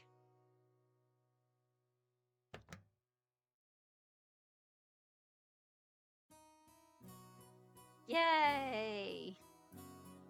Yeah, if you're at South Pole, you go, yeah. Because if you're saying north, because it's not actually north from your location, if it's like polar north, right? Global north, global south.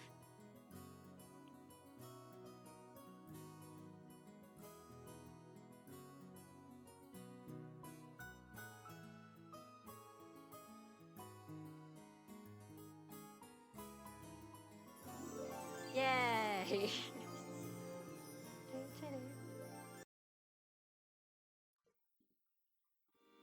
Even though that kid can wear such a cute smile, I will be the one who takes that away from her. Oh, okay, this is Ava.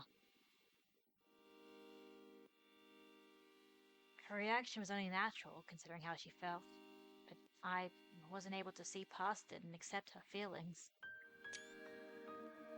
Can't be helped. You're as human as anyone else. Humans tend to be more fragile than you think. Even so, it was my fault. After all, I already had the experience of bringing up a child, right? I should have become her mother. And yet, that sadness overwhelmed me, and I didn't do it at all. It can't be helped, I tell you. Don't think you're the only one at fault. You shouldn't blame yourself so much. What a sin I've committed. My sadness was no greater than hers, and yet I decided that I was suffering the most, so I didn't accept her feelings. A failure as a mother. I wasn't able to become a mother for her. What's wrong? You did your best for her, Eva-san. Oh, wait, Butler? Oh, Kyrie-san. Oh, no. I know the lengths you went to keep the truth from Ange. You held out well, Aneki. Guess that daughter of ours really has been a pain, and clueless about how much you suffered.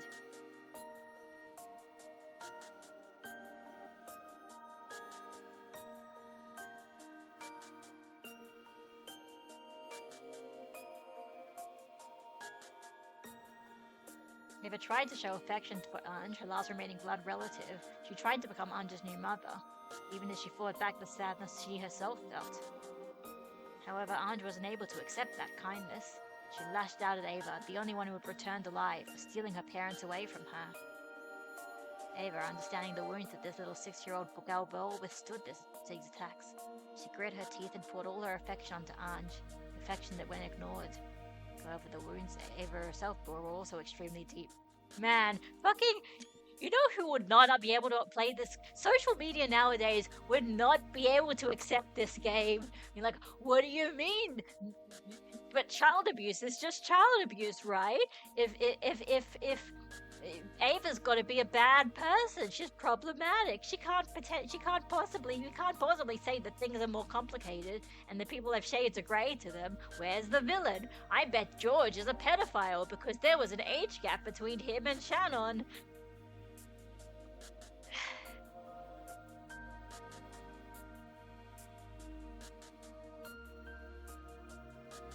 Tried to show Ange the same affection you once showed George could.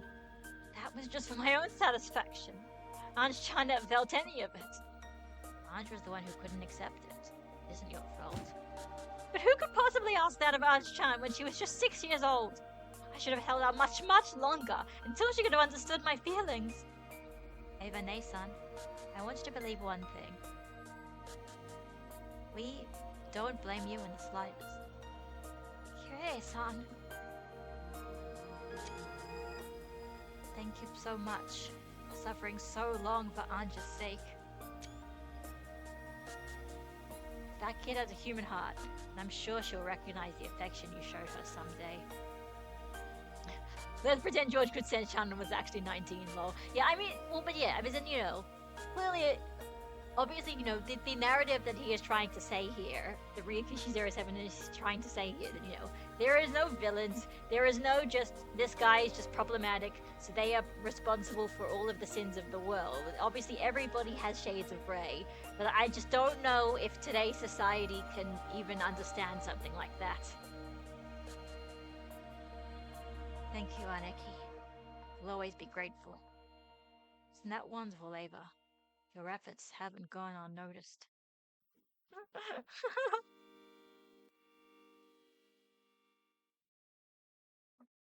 That's my golden truth, yep. How are you doing, Ange-sama? Do you wish I, Gojo, would be pleased to challenge you? And I, Kumasawa, have a very tricky puzzle for you.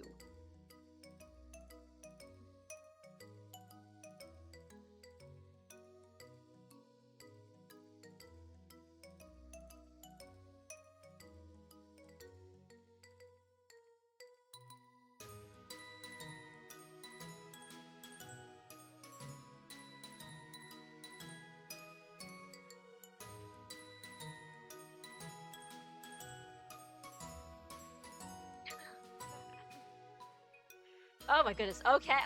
Okay. This is super cute. All right. Here we go. In a witch's house, there was a magic kitchen. Every day, it would serve the freshly made meal for the witch when she returned at the appointed time. One day, the witch had to work very late. When she finally got home, all of the food greeted her. Welcome home, Great Witch. I've made some vegetable stew for you, said the stew. Welcome home, Great Witch. Quickly dip me in the stew and eat me, said the hard bread. Welcome, Great Witch. You must be thirsty. Please drink me right away, said the white wine. Welcome, Great Witch. If you eat me, the heat of the day will be wiped away, said the ice cream dessert. Now one of these is lying, which is it? Interesting.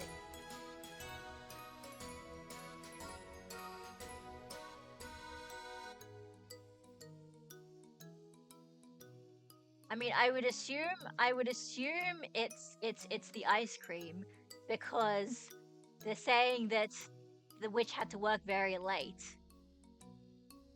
But plus, you know, everything else has got stew and whatever. I don't know. I want to get the achievement, and she did say that you can ask for a hint and it won't affect the thing. So yeah, the witch got home much later than usual. Oh, but the food is always freshly made and served at the usual time. What happens when she gets long after that? Okay. Yeah. So, I mean, if the stew is cold, that's fine. And then the bread, okay. I'm gonna say the ice cream, because the ice cream would have melted then. Come on, please, let's go D.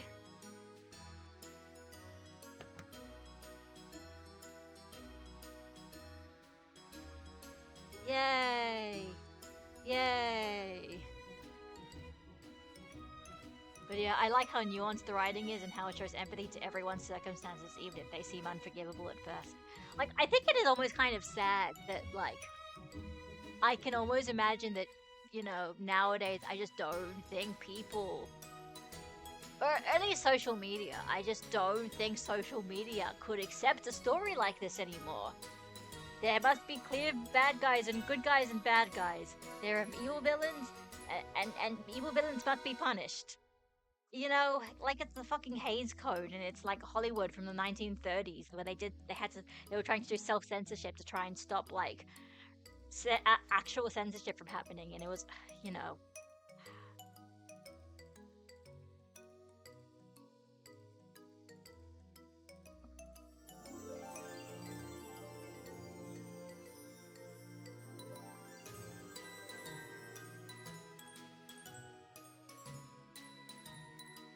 Oh no, not the mackerel dessert puzzle!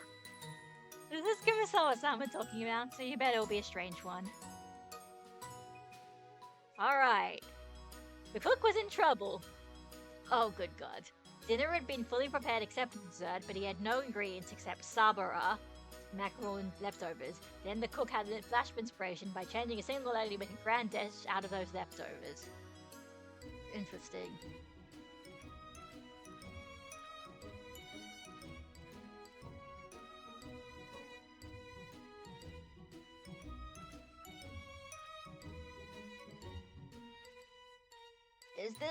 Is this like a Japanese thing? If this is a Japanese thing, I'm fucked.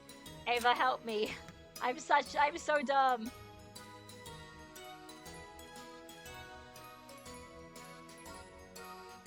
Okay, to dessert. Oh no, forget changing a whole letter, you only need to change one line. In fact, that pretty much gives you the answer.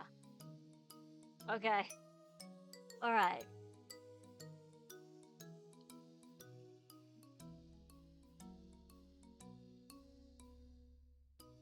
Right, and it's dessert. Remove a line.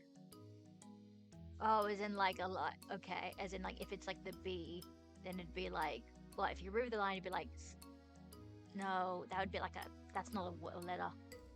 An A, if you remove the line from the A, maybe like you could change an A into C. Sabar.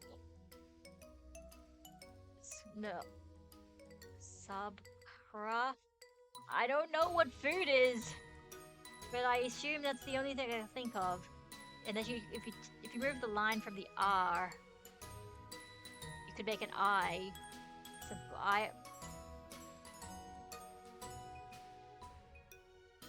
Salara, salad.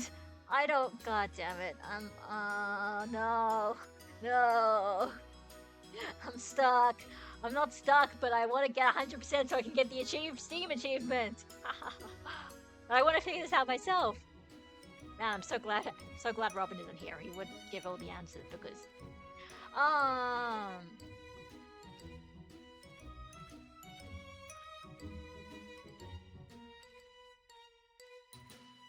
and it's dessert.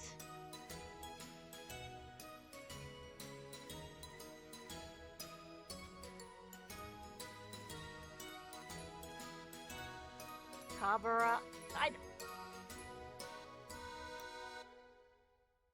Sabira. The fuck is a what? What is a dessert?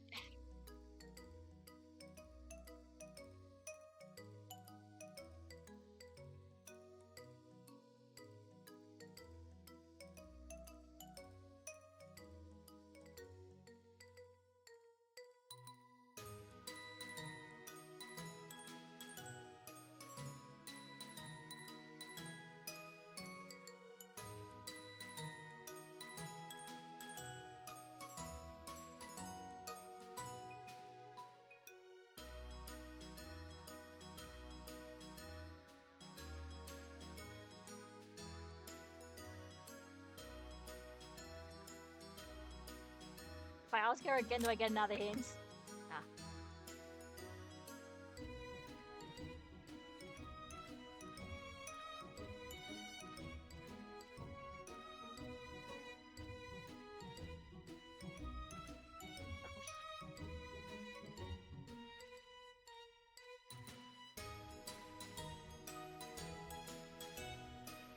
Unless you take the, if it's a B and it's an O, and then it'd be like, sour. No, I don't know. Cabra.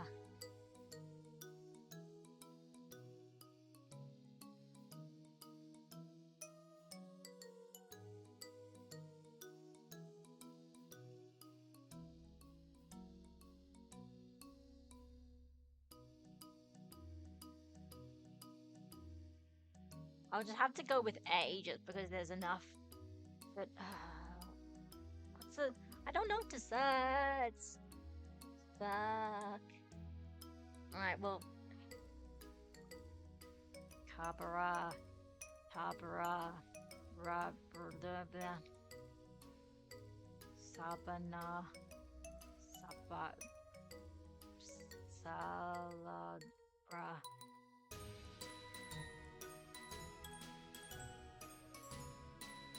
I'm just gonna go with the A because there's more A's in there.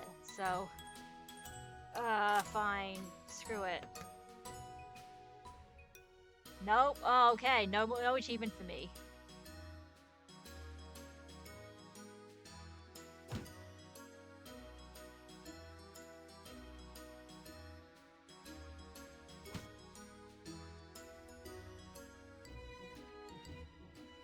All right then. No more. Okay.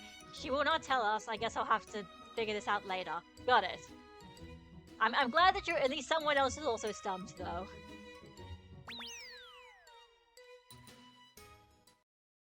No achievement for me, so it's fine. I saved just before this.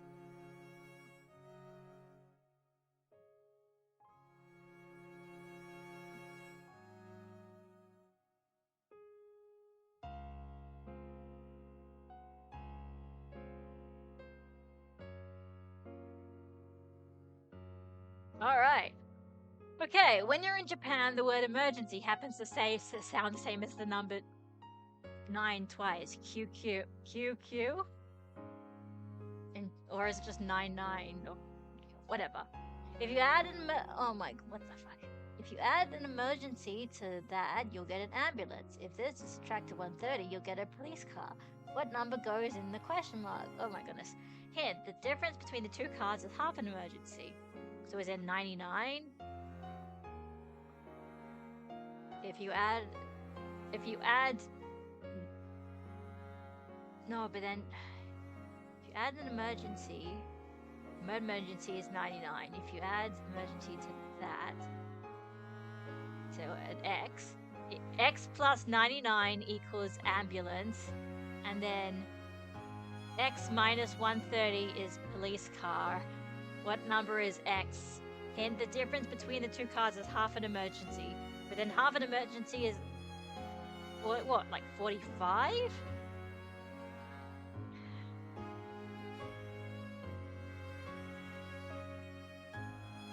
can't do 99 isn't. Unless you're saying it's 18. If it's 18 then it'd be the difference between the two cars is half an emergency, then it'd be 9. The difference between the two cars, which is 9. If you add, and then if you 9 minus 130, so then it'd be 121. 121. And then the difference between the two cars. No, yeah, the difference between the two. I need a, fuck, where's my paper and pen? I think I've got a pen here. Does this work? Let me check if this works. I've got some paper. Yeah, this is a receipt that I've already paid. I'm a grown adult. All right, let's do this. Okay, let's do the math. Okay, so we've got x plus 18 question mark equals a, and then x 130 minus x equals b, and then a minus b, whatever it is, equals 9. Oh, good God, it's been so long since I've done proper maths problems. I can feel my brain rotting. So if x is 18 plus 18 equals a, so then a equals... No. B. No, I don't need b, I need x. X equals a minus 18. So then 130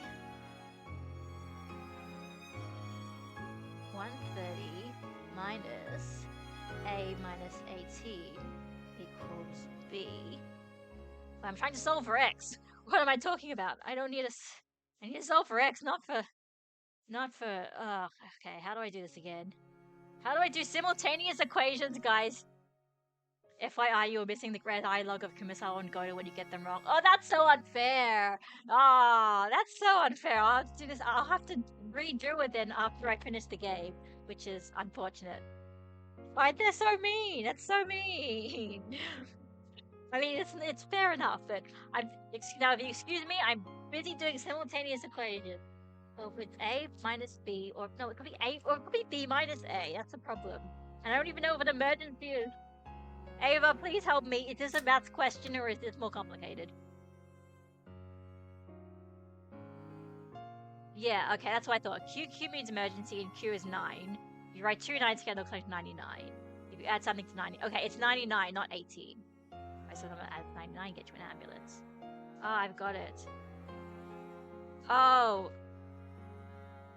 Yeah, okay. Yeah, okay, never mind. It is not a simultaneous equations question. I've got it, I understand now. Okay, so, yeah, if you add an emergency to QQ, then you get a 9, right. So then ambulance equals 9, A equals 9, and then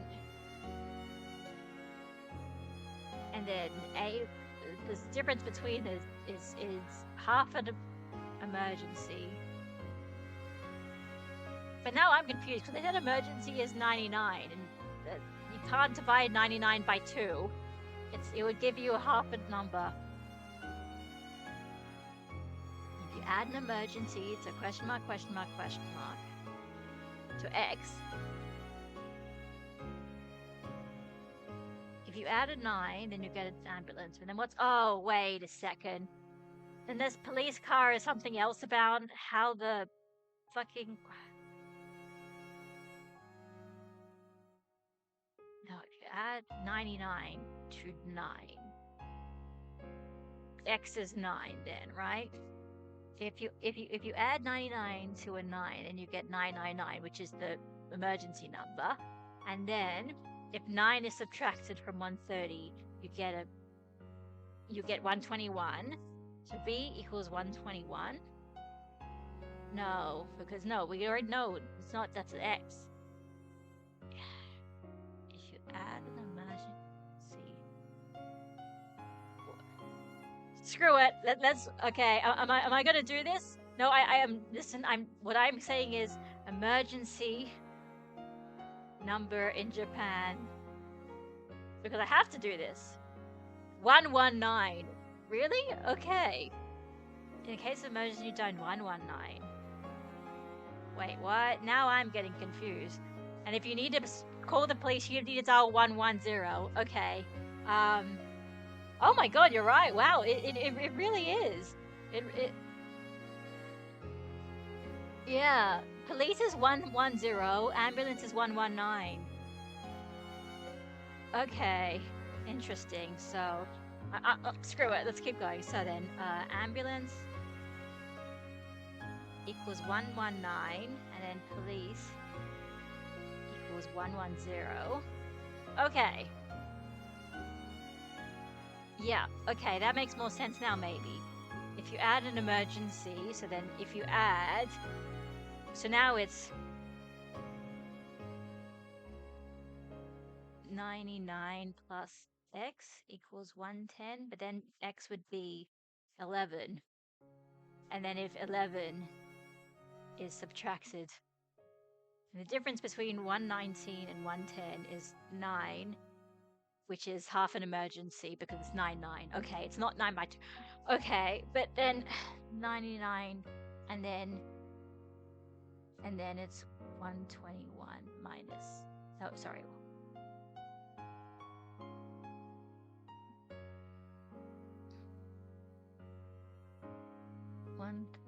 minus x equals 110. Oh wait, yeah, no, right. 99 plus x is 119, and then okay, it's 20. I got it. It's 20. Great, got it. Yeah, I had to Google that. Because I would not have known that. Yeah. Unfortunately, I feel sorry for the poor localizers. Also, look at my working out. I'm terrible. Look how a fucking nerd I am. I'm like, nope, that's right. No, that's not right. That's... But yeah, no, I mean, I would not have known what the emergency numbers in Japan are, so I had to Google that. But, you know, it's a fair response. I wouldn't figure that out by myself.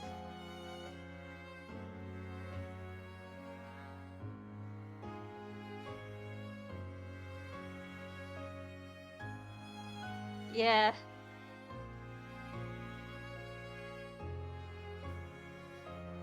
Right, let's see if I can get Genji and get their secret dialogue.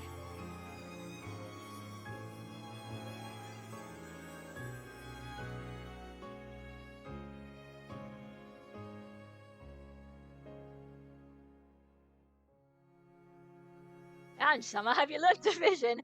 What? You're only 6 years old. Okay. Yeah. Alright, this one is a maths question. Maybe. Oh, good God. Okay, let's go. We have a lit candle for 5 centimeters in length. Every hour, half of that candle's remaining length is burned away. And when the length is 1 centimeter or less, the flame will disappear. 3 hours later, the flame disappear. What's the length of the candle at that time? Okay. So lit candle, alright, 5. So 1 hour is 5. Okay, 5 at the start. And then every hour, half of that candle's remaining length is burnt away. Okay, so then after 1 hour, half of it's... Do they just mean it's divided by 2? Is that just what they mean? Oh, it's 5 centimeters. Okay, so alright, and we have to do it in millimeters, so we're gonna have to go 500 then. Okay, 500 is a centimeter, 500 millimeters, right? Right? A centimeter is how... Yeah, centimeter is 100 millimeters. Because that's why it's centi means 100. No? Fucking God, this is making me feel like I am 6 years old. Centimeters, millimeters. Okay, 1 centimeter is 10 millimeters. Got it. Thank you, unitconverter.net.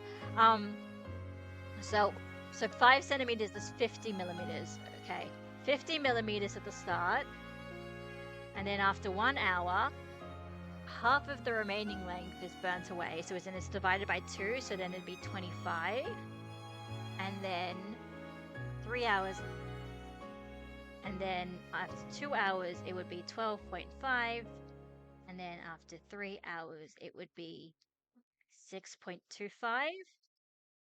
Yeah. So then I'd guess it'd be 6 then?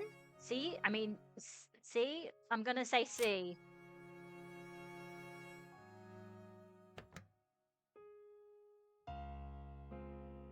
Wait, no? Oh no, I did it wrong. You see, there's no need for maths in this puzzle. Okay. Okay, no secret dialogue.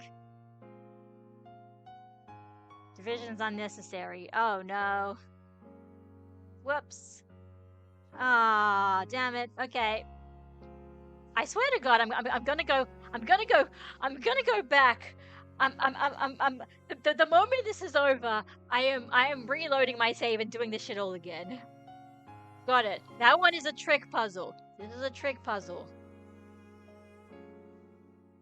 I should have thought about that. I was too caught up in doing maths last time. I thought this one would require maths.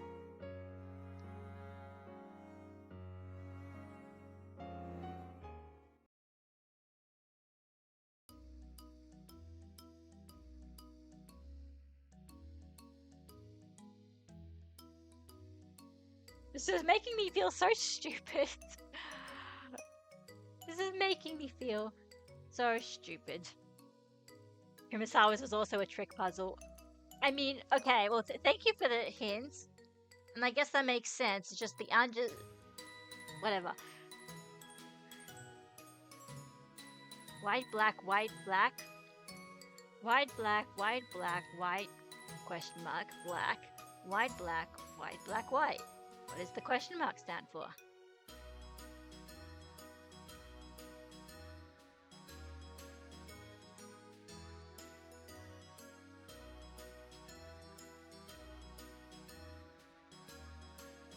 Well, school and kindergarten.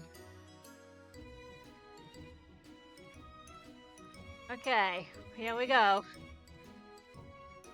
So they're all trick puzzles then. Great. White, black, white, black, white, black, white, black, white, black, white.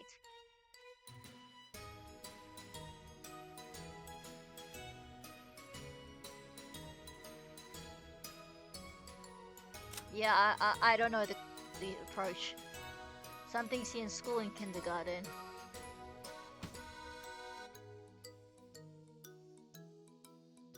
There may be different colors, but you get a different... Oh, yeah, okay. Okay, that makes sense. That makes sense. Okay, it's a keyboard. It's a piano. Okay, I can do that. I don't... No, actually, that is not true. I had a piano, but fine, I'm not taking that keyboard down from the bottom of the electronic keyboard down. So, instead, I will just Google a picture of a piano. Piano keyboard. Images. That's better. We don't need to start with C. That makes better. Okay. Alright, I've got it. Okay, what do we have? So, white, white, black, white, black. White, okay. White, black, white, black, white, and then white, black, white, black, white, black, white. Yeah, it's black. It's the, because there's a, yeah, I think, right? Who the hell has keyboards in, who has pianos in school? I mean, I guess sometimes, but like still. Okay, Umineko, please come back. I need to... Okay, I'm gonna say it's white, which is A. Yeah, it's keyboard, piano. The hint, I needed that, so that was good. Yeah, do, re, mi, yeah. See, yep. Yay! Alright, let's see if I can do Kraus now.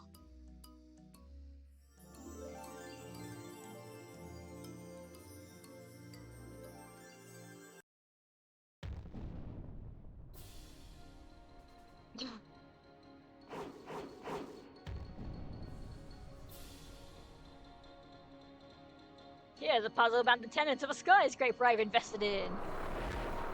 Okay, I love they're keeping the dramatic music for this. Once upon a time, there was a 7-story skyscraper. The following were located in the following floor. Okamura Security is located 7th floor. Iwamura Realty is 6th floor. Tamura Transport was on the 5th floor. Murakoshi Publishing was on the X floor. Is this a Japanese hint? Okamura OIT. See, problem is I don't know if this is a thing about Japanese or about English, in which case I'd have no idea. So I need a hint.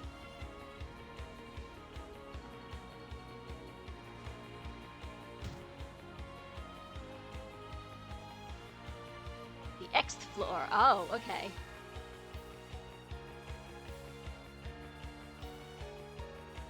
Try saying them aloud starting from the first floor. It's only one that fits. The first floor, 2nd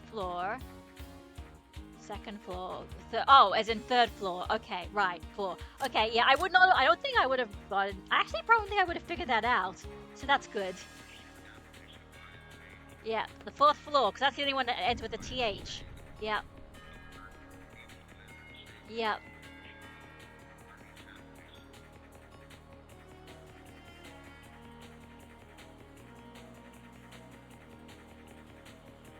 Alright, great. I got those two. That was good.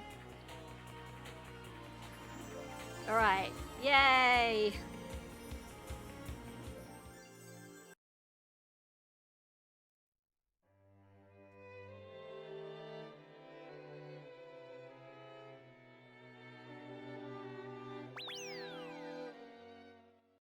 Did they get secret dialogue as well? Yeah.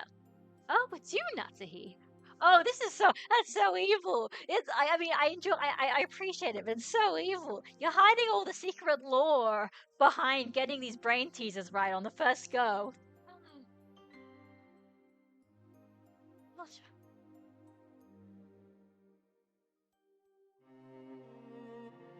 Future parent and child unrelated by blood. Watching them like this, they look just like a normal parent and child. Yes, they do. Bonds between people are nurtured by the heart. Ties of blood do not bond as strongly. Oof. Saying this, not to bit back her own words instead. The yeah, okay, yeah. This is, as we're saying. You know, you did try to kill me. I was just surprised that I would dare say such words.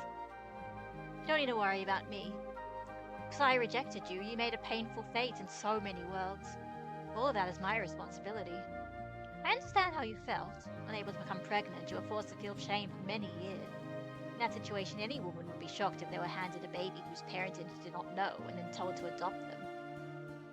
That was no reason for me to push you up a cliff. Okay. Also, yeah, so that was the other thing. I think, let's see. True, you will have to carry that cross for the rest of your life. Yes, I'm prepared to do so. In that case, the suffering you must endure will come from the cross you bear, not from me. You don't despise me?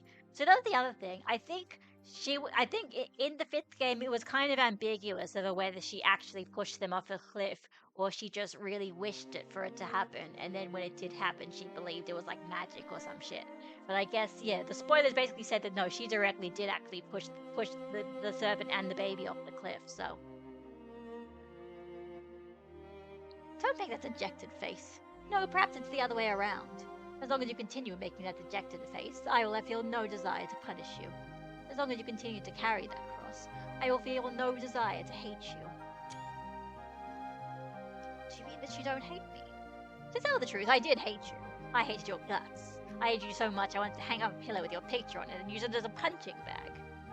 But as I watched you, that feeling faded away. You regretted and lamented, and I'm sure you'll never forget that feeling for as long as you live. How could I forget? After all, I'm a murderer. Your cross is a heavy one, doubtless. I can feel compassion for you now. I'm serious. After all, Kinzo was the one at fault, right? It's his fault for having an illegitimate child in the first place, and the way he forced that child on you was even worse. He should have at least been able to avoid hurting you by saying, please take care of this poor child, instead of, you can't give birth without this kid. Men, that Kinzo! I no longer hate you. Doesn't that make the cross you bear feel any lighter?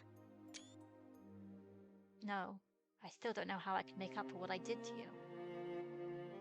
Then let's do it this way. Hold out your arms. Huh? Like this? Oh, no! It's a little... I'll never say this again, so let me say it once. After all, I never had a chance to meet my mother. I'm glad I didn't miss this one. Oh, no. She's saying, like, I love you or something. Thank you for worrying so much for my sake. But I really don't hate you anymore. Please believe that, Mother. Beatrice. Oh.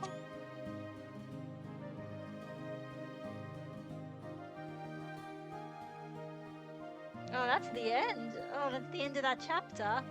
I mean, okay. Who do we have left? I guess it's just the cousins then? So maybe that's the end of the quiz. Maybe I'll take a break for now, because I do need to have lunch soon. And it's been 2 hours and 13 minutes. Ah.